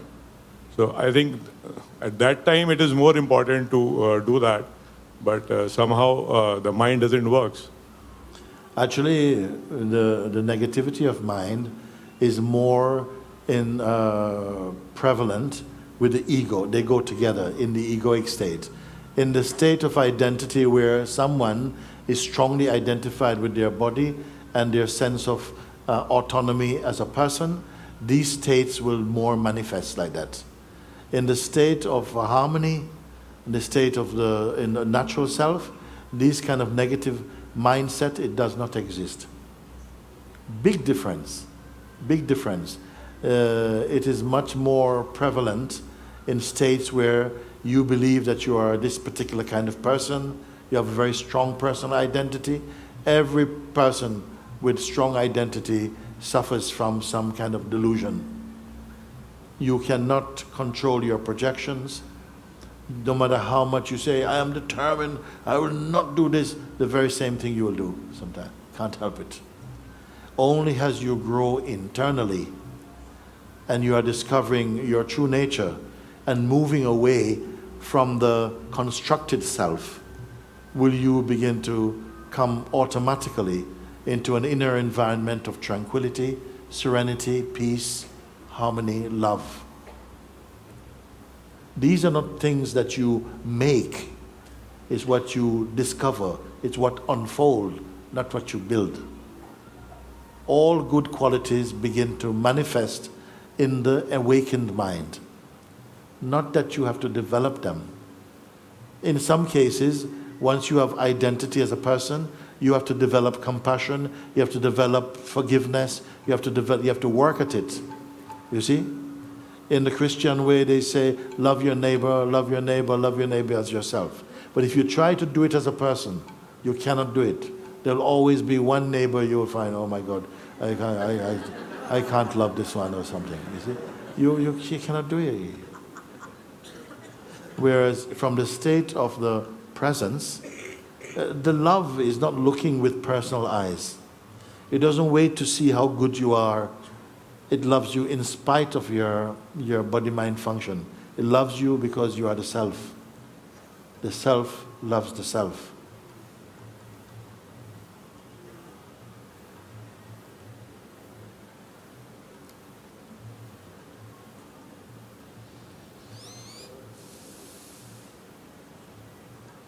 Namaste, Baba Mooji.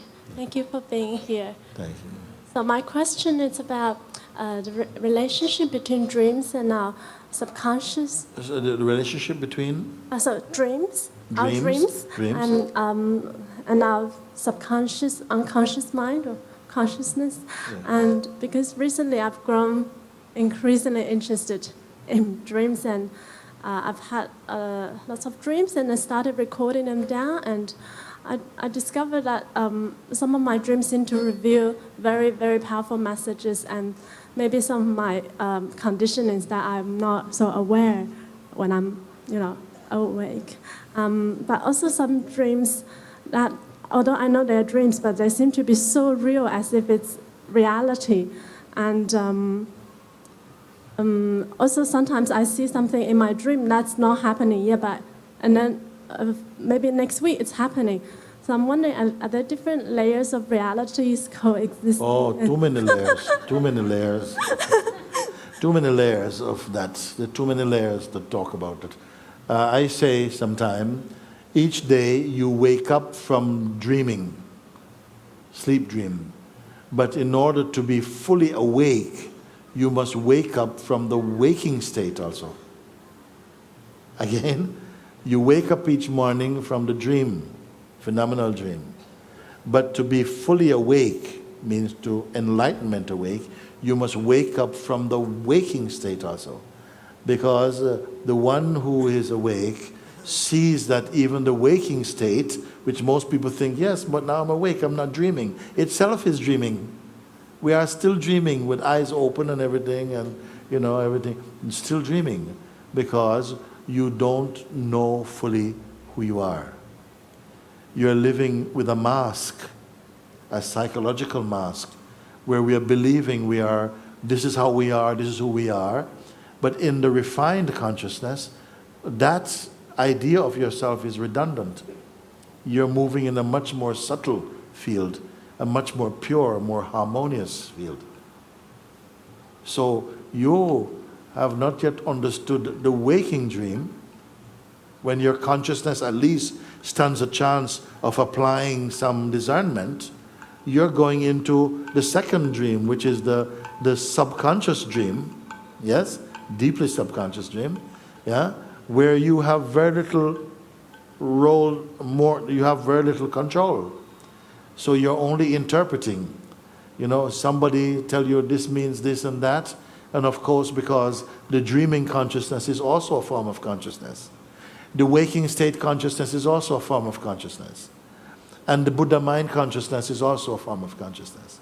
Are there three consciousnesses? It is just different temperatures, different layers, depending upon, you see, who you take yourself to be. This is the key factor.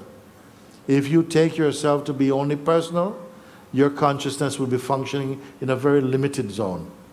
If you understand and see that you are the conscious presence, your consciousness is mostly witnessing the manifestation in its dance called existence.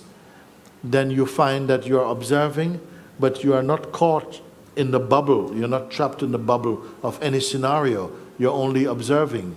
Your joy is not coming from the activities in the scenario. Your joy is coming from the joy of being. And whatever you touch gets infused with that joy, because you're coming to the center of joy. You're not just the receiver of joy, you're also the radiant one.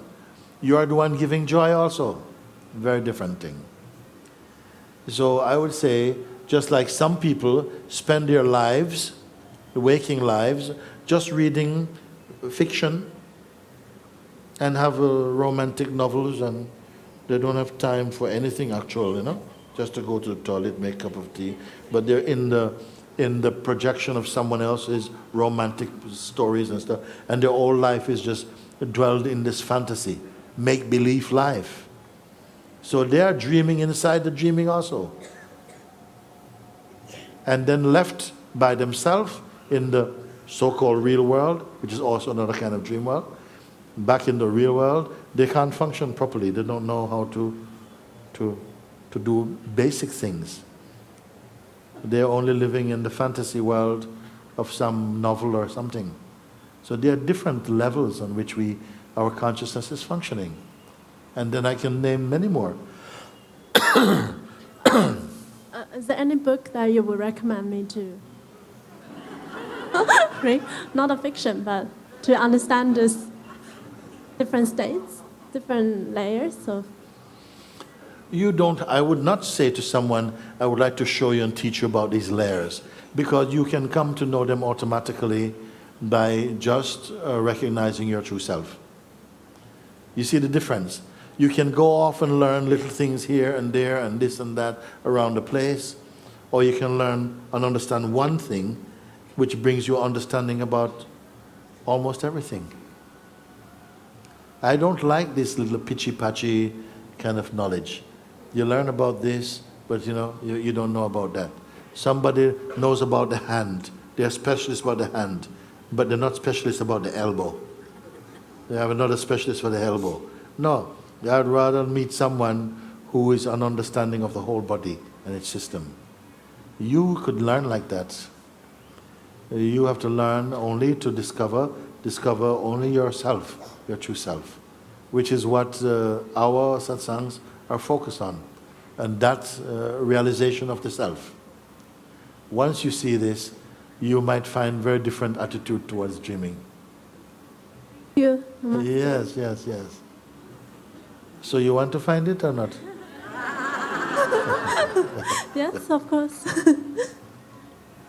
So first I would recommend now, because we are moving down on time, that you come. I'm here for another day soon, and something, but you can come to Satsang, and you're coming there already? Yes, yeah. I'm coming. Yeah, and you will continue. Watch my pointings, you see, the pointings that I am making, and then see if you can follow them inside. It is very simple, because it takes you beyond all the different distractions and straight back into your heart center.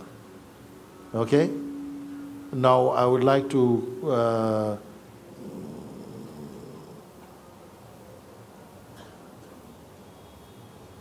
finish off today with a short. Can I have one question? Yes, Babaji wants to ask a question also. You take this microphone for.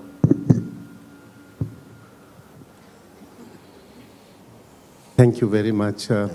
I have heard so much about your good self, and last year I think had the chance of having a glimpse of meeting, and ever since I've been thinking how I can come closer and meet you and listen to you. Today I'm very happy having a chance to be sitting so closely and listening to you. For that I must not forget to express my deep gratitude to His Holiness Swami Chidanandaji and Sadhvi Bhagwati-ji, creating this wonderful opportunity to come together and to see each other, learn it from each other. So wonderful. And I'm deeply moved and inspired by watching the loving communication between you and so many people. So everybody's sitting so quietly and happily and looking at you, and it was a truly elevating moment for me. And my main question is, and there seems to be many different traditions, views, understandings, or rather different paths leading to the ultimate goal. That's in Buddhist terminology, you can say nirvana or enlightenment. In other terminology, mukti, moksha, or salvations. So there are different views also on this. Some say you have to learn and practice and go through a long process by accumulating good karma and so on. Some, like in Zen Buddhism, instant enlightenment.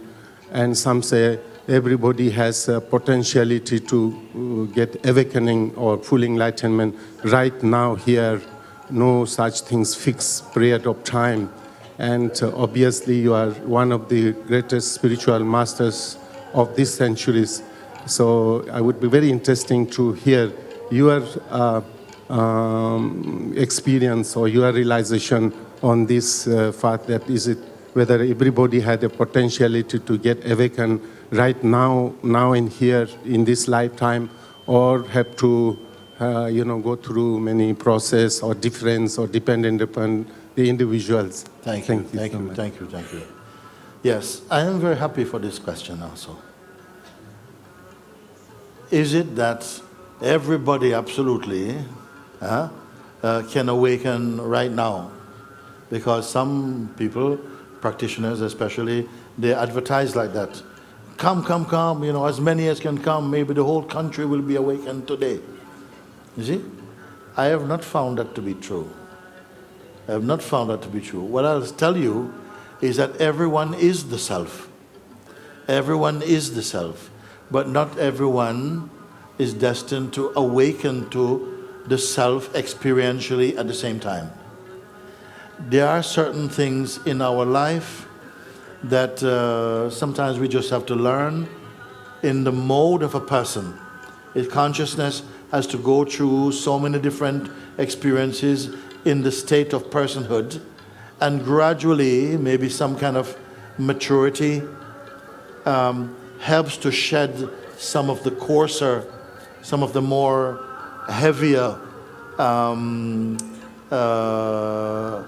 tendencies in preparation for the next evolutionary step or something like that, okay?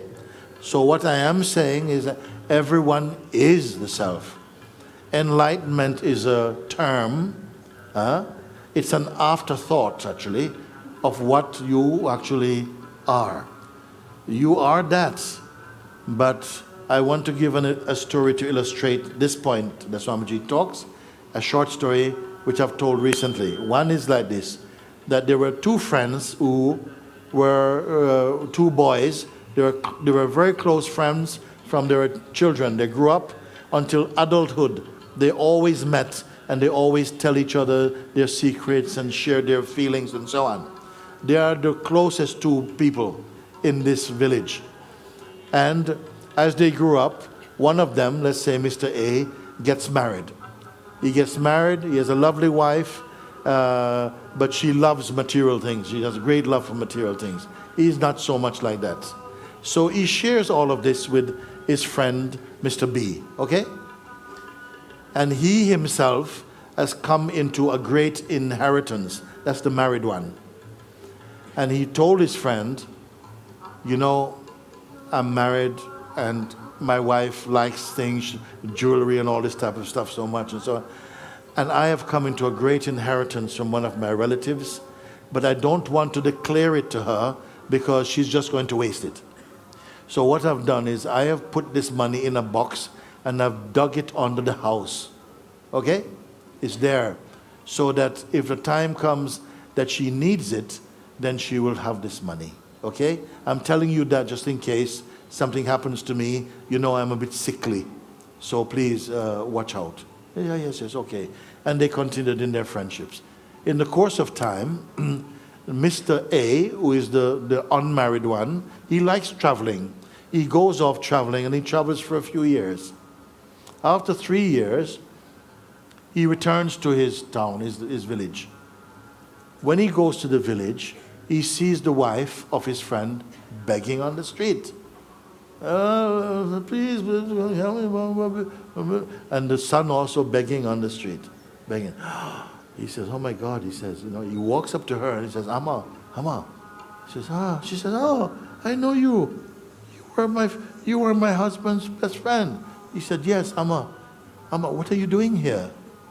She says, oh, you've been away a long time. Don't you know my husband died 2.5 years ago? What? Yeah, 2.5 years, he died, he left nothing, we have nothing at all. We have to go and be begging every day.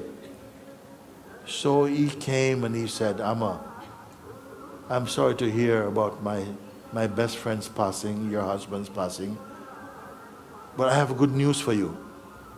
So even as he says, I have good news for you, her mood is changing already because she knows that he's a reliable man.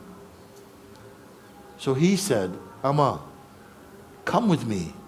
And while he's coming, let's go to the house. I have to show you something. He says, your husband came into a lot of money from an inheritance, but he was afraid that you would waste the money. So he put it under the house in a box, and he told me about it. Come, let's go. So they got a shovel on the way. They got to the house. They took up the floorboards. They start digging. Then suddenly, then they found the box, and the box is full of gold. Okay? More gold than she could want for many lifetimes. She has gold. Okay? Now, my point is this. This gold was always under the house, and it belonged to her. But was she rich? Was she rich? No, she was not rich. She was potentially rich. On paper she's rich, but she did not know about it, so she's poor. You get my point? That is the same point I'm making. All are the self. But until each one is awakened experientially, not just being told you are the self, it will not do. You have to discover it experientially, then you are just a person. So which is true? That you are the self or that you are the person? You see, this is what now I am challenged to answer this question of Swamiji. And I put like this, this is my answer. We are the self. If someone comes and says, we are all going to awaken now. After 3, 2, 1, What are you going? Yeah. How are you going to do it? Somebody just can't awaken you. You must already have the potential. You must already be prepared in some way. Maybe you're not conscious of how fit you are and ready for this, but it will show itself. So it is right when the Zen Buddhism say instant awakening. My own master Papaji say instant awakening. You see? Yes, because awakening is instant. In one flash. You may be practicing for a long time and something is getting better and better, more and more closer, but in the instant that the recognition happened, it's faster than that. Just something has gone. Some people have witnessed it. In an instant it's gone. One moment someone is standing in satsang crying because they are so confused, they don't know what they're going to do, and next minute they're laughing because they've caught it. They somehow realize where they really are, and it is finished. The sorrow is finished, everything is done. You see? So this is what is meant by saying, of course, all the different expressions of religion are different ways in which the Supreme has manifested according to the people and the temperaments of people. They are put together, they have a shared temperament or inclination. They have a shared destiny in some way in their spiritual life. And some were shown a certain river will flow this way. This one will be another river that flows this way. But all of them are coming to the ocean. And when the rivers come into the ocean, they lose their individual names. Maybe they're afraid, I'm going to lose my name. But they became ocean. You see? Some rivers are slow, some are fast. Some are small, some are large. But all are going to the ocean. An awakened being is the ocean being. You see? He sees all the different parts. Imagine that you are standing on top of a high mountain. You are standing on the mountain, the top is like this, and just enough room, you're standing looking. From this place, you can look all around and you can see all the different people trying to come up. In any direction, you can say, hey, no, don't go anymore this way. Come back and then turn the other way. And the man says, no, I go my way. What about you? The one who is awake can see through, in fact, all the paths. They understand all the paths. They may not practice all the paths, but they can guide through all the paths because they are the ocean. They are the ocean being. So it is right. Some people, according to their temperaments, they will move more slowly. They are more comfortable to move more slowly. Little bit by they go. Others, they have had enough of experiencing. They have had enough of practice. Now they just want to combust into the awakening.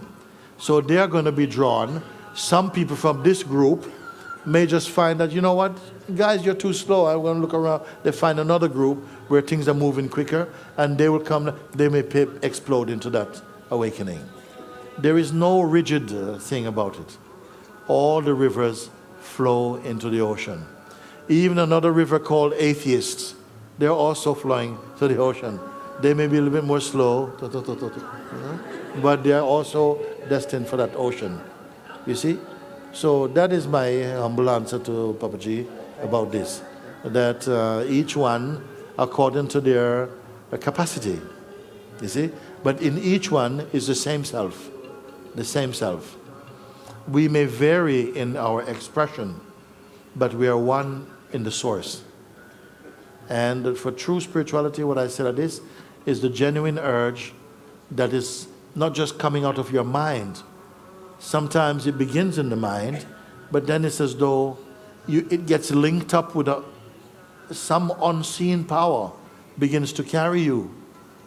And you say, oh my gosh, how did this happen? And you begin to recognize that there are mystical ways also that is unfolding in your path. You see? You cannot explain religion even.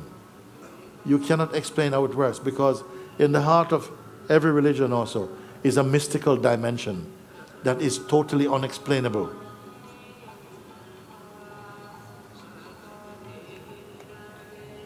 you so much. Thank you. So,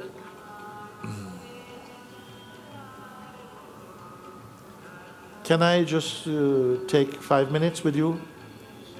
And we will just look together, nice and gentle. We can do. Yes. And it's a beautiful challenge with all the music going on and.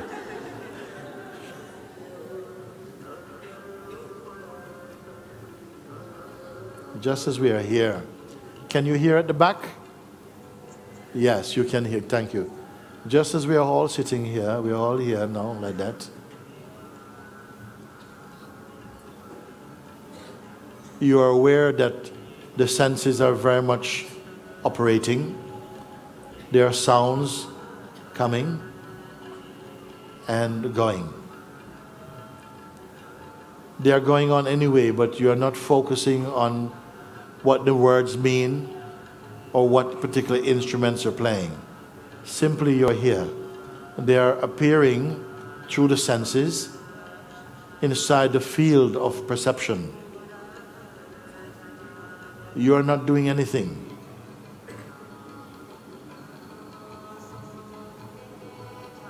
You can feel the temperature, have a sense of the temperature in this room. It simply is known or perceived by the consciousness which is present with you or as you. You are not doing anything at all.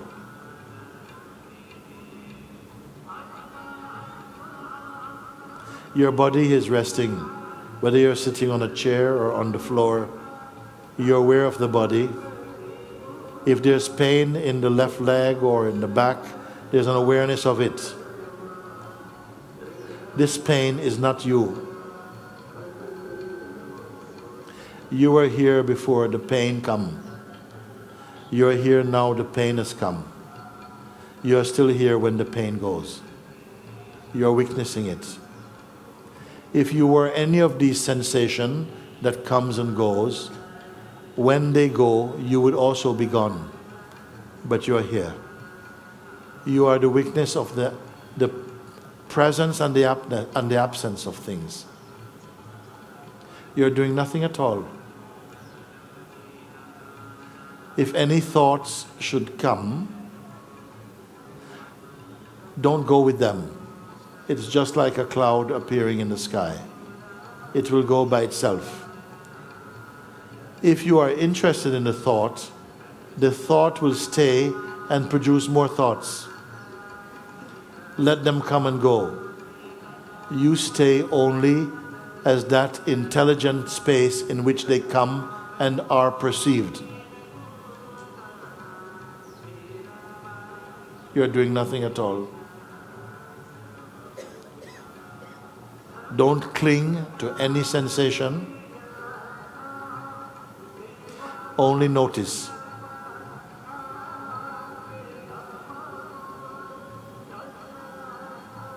Don't hold on to any definition of yourself for now. No self-image. Don't hold on to any image. All images are momentary. They're impermanent. Therefore, do not combine yourself with them or with any thought, any sensation, any feeling. Let them play. Simply don't combine with yourself.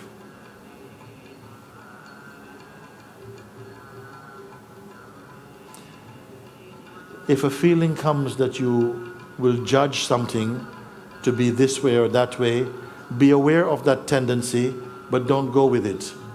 And it too will pass.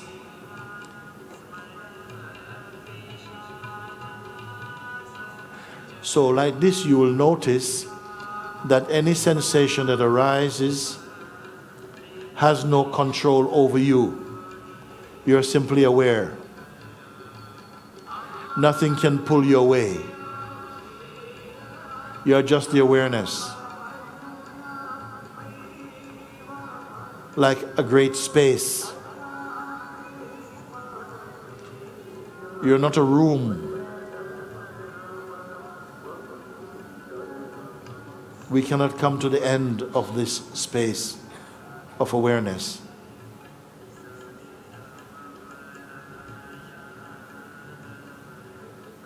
So look, without any definition about yourself, still you are aware that you are. You know intuitively you are. I am. But nothing specifically.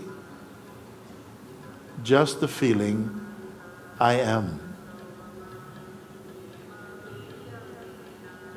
Don't put any content or qualities to this I am. It is there by itself. Don't decorate it with anything, any images.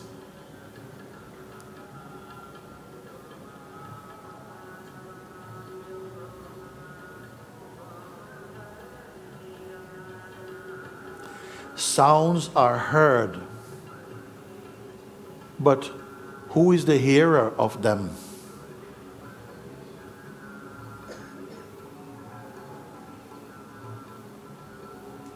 There is space, but whose space?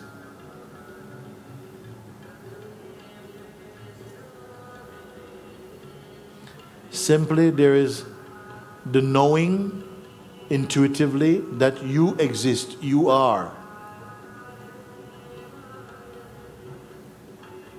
And that you are perceiving spontaneously. You are not trying to perceive. Perceiving is functioning spontaneously. And there's awareness of perceiving.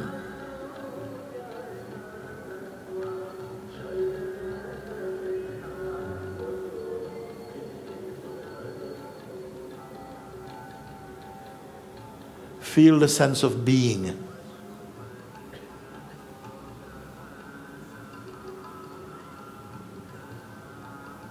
It is here by itself also. Is there any effort to be?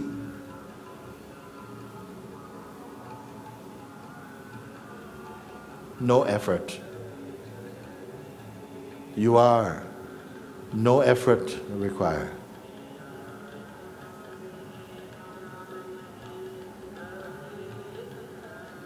There's nothing to become.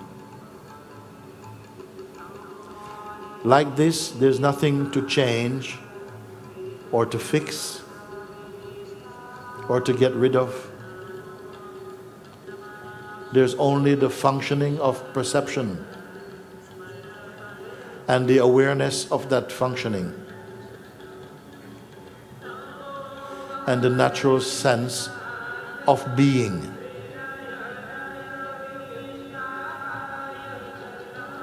And even if this music that is heard now should be turned up even higher, it is perceived only in the same equal state of being. The being is neither loud, it has no volume. Notice this.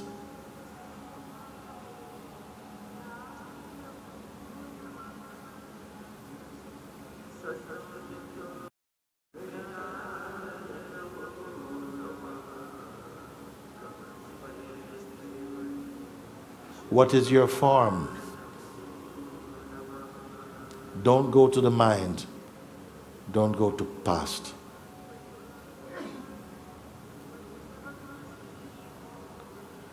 What time is it where you are now?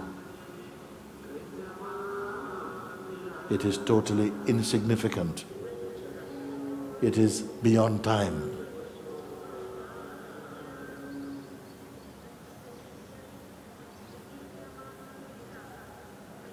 I am not asking you to imagine this or to visualize anything. It is not necessary. Only to pay attention. Again, If any thought arises in you or any feeling, simply be aware. Don't judge. It is only a sensation arising or appearing in consciousness,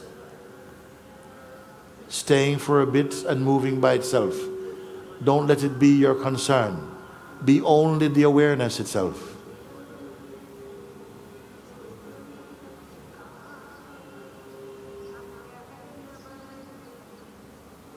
Try not to be aware. There's only awareness.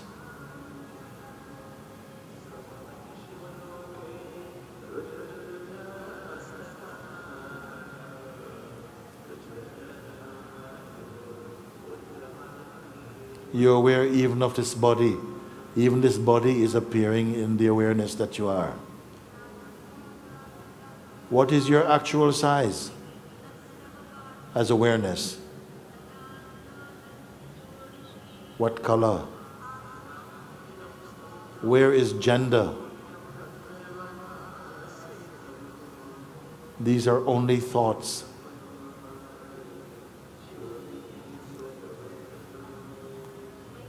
But yourself is not a thought.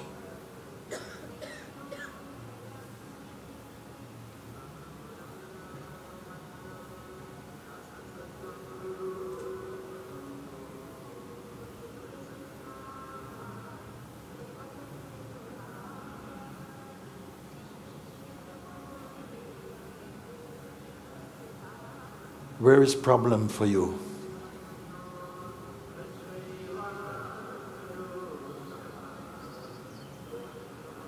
Where is sickness for you?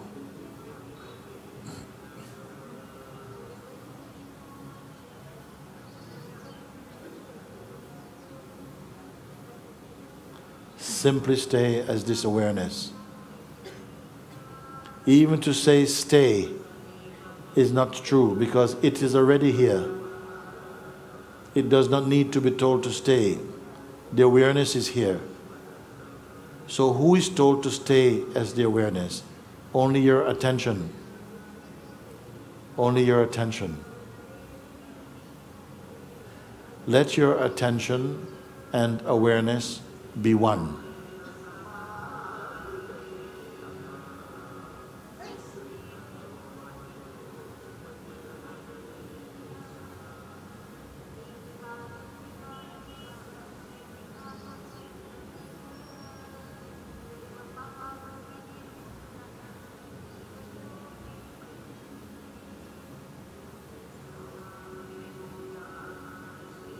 What are you doing? Nothing at all. You are at rest in your being.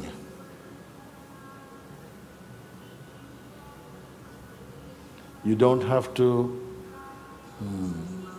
suppress thoughts. Let them go, let them come, nothing to you. But if you pick them up, they start to multiply. So don't bother with them. Practical thoughts are something else. They're no trouble. They leave no footprints in the mind. But right now, you don't need practical thoughts. Enjoy. Enjoy your space. When the time comes for practical thinking, stay like this, and practical things will be done.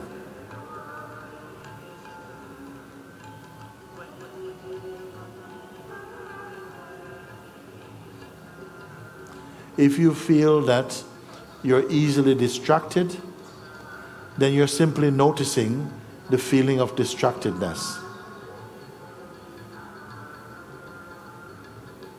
Don't identify with distractedness, and it becomes only a movement. You are not a movement. You are that which witnesses movement.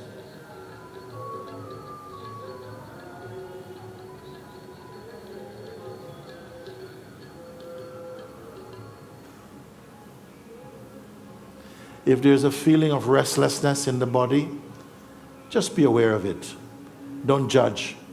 Don't try to control it also. Simply notice, okay, there's restlessness in the body. No trouble. Your being is not restless.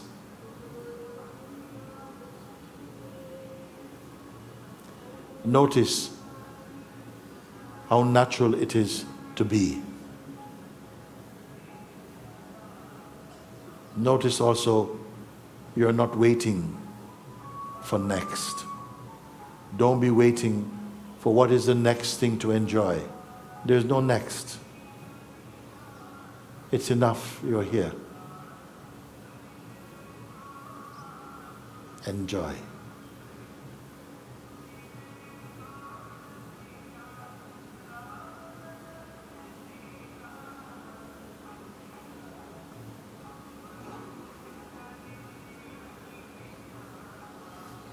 So this is only a little taste of the immensity of being.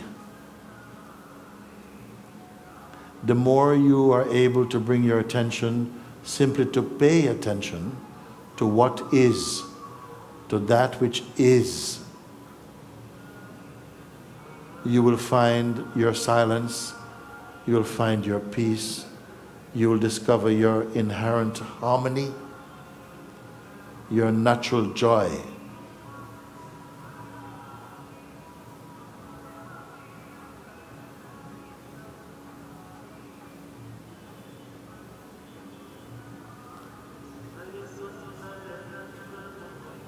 So I want to say now, stay like this. Even as we move now, we're about to leave this place. As you move about, watch that your body is simply moving about, but it's moving about in your beingness. Your beingness is not moving about.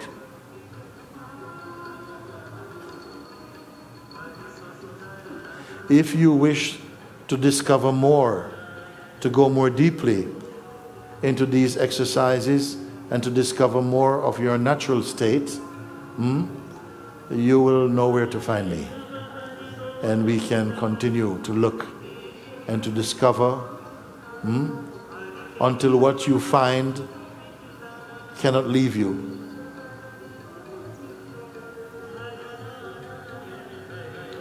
Om Namah Shivaya. Om. Thank you for staying here in spite of what could have been distractions around you. That is itself a sign of your maturity to some extent of this.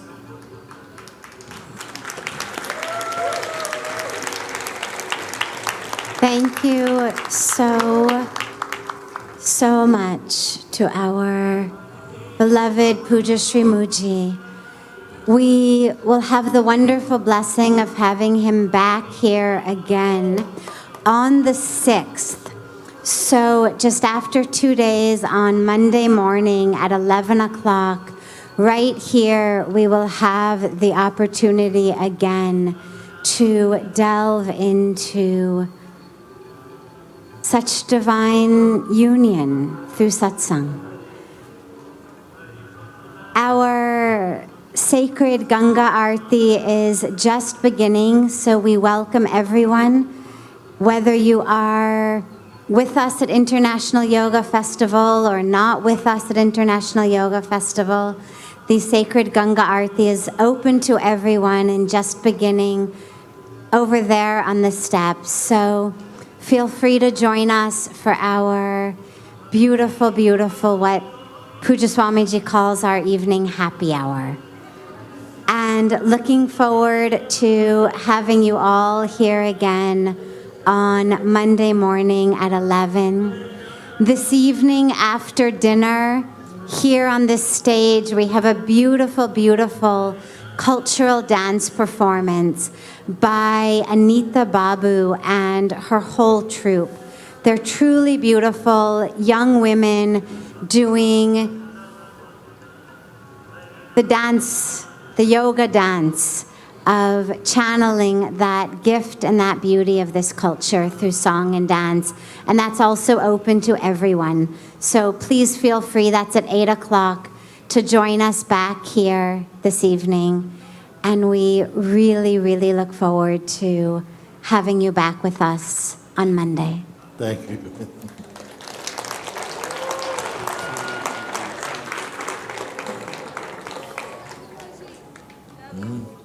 Love you too.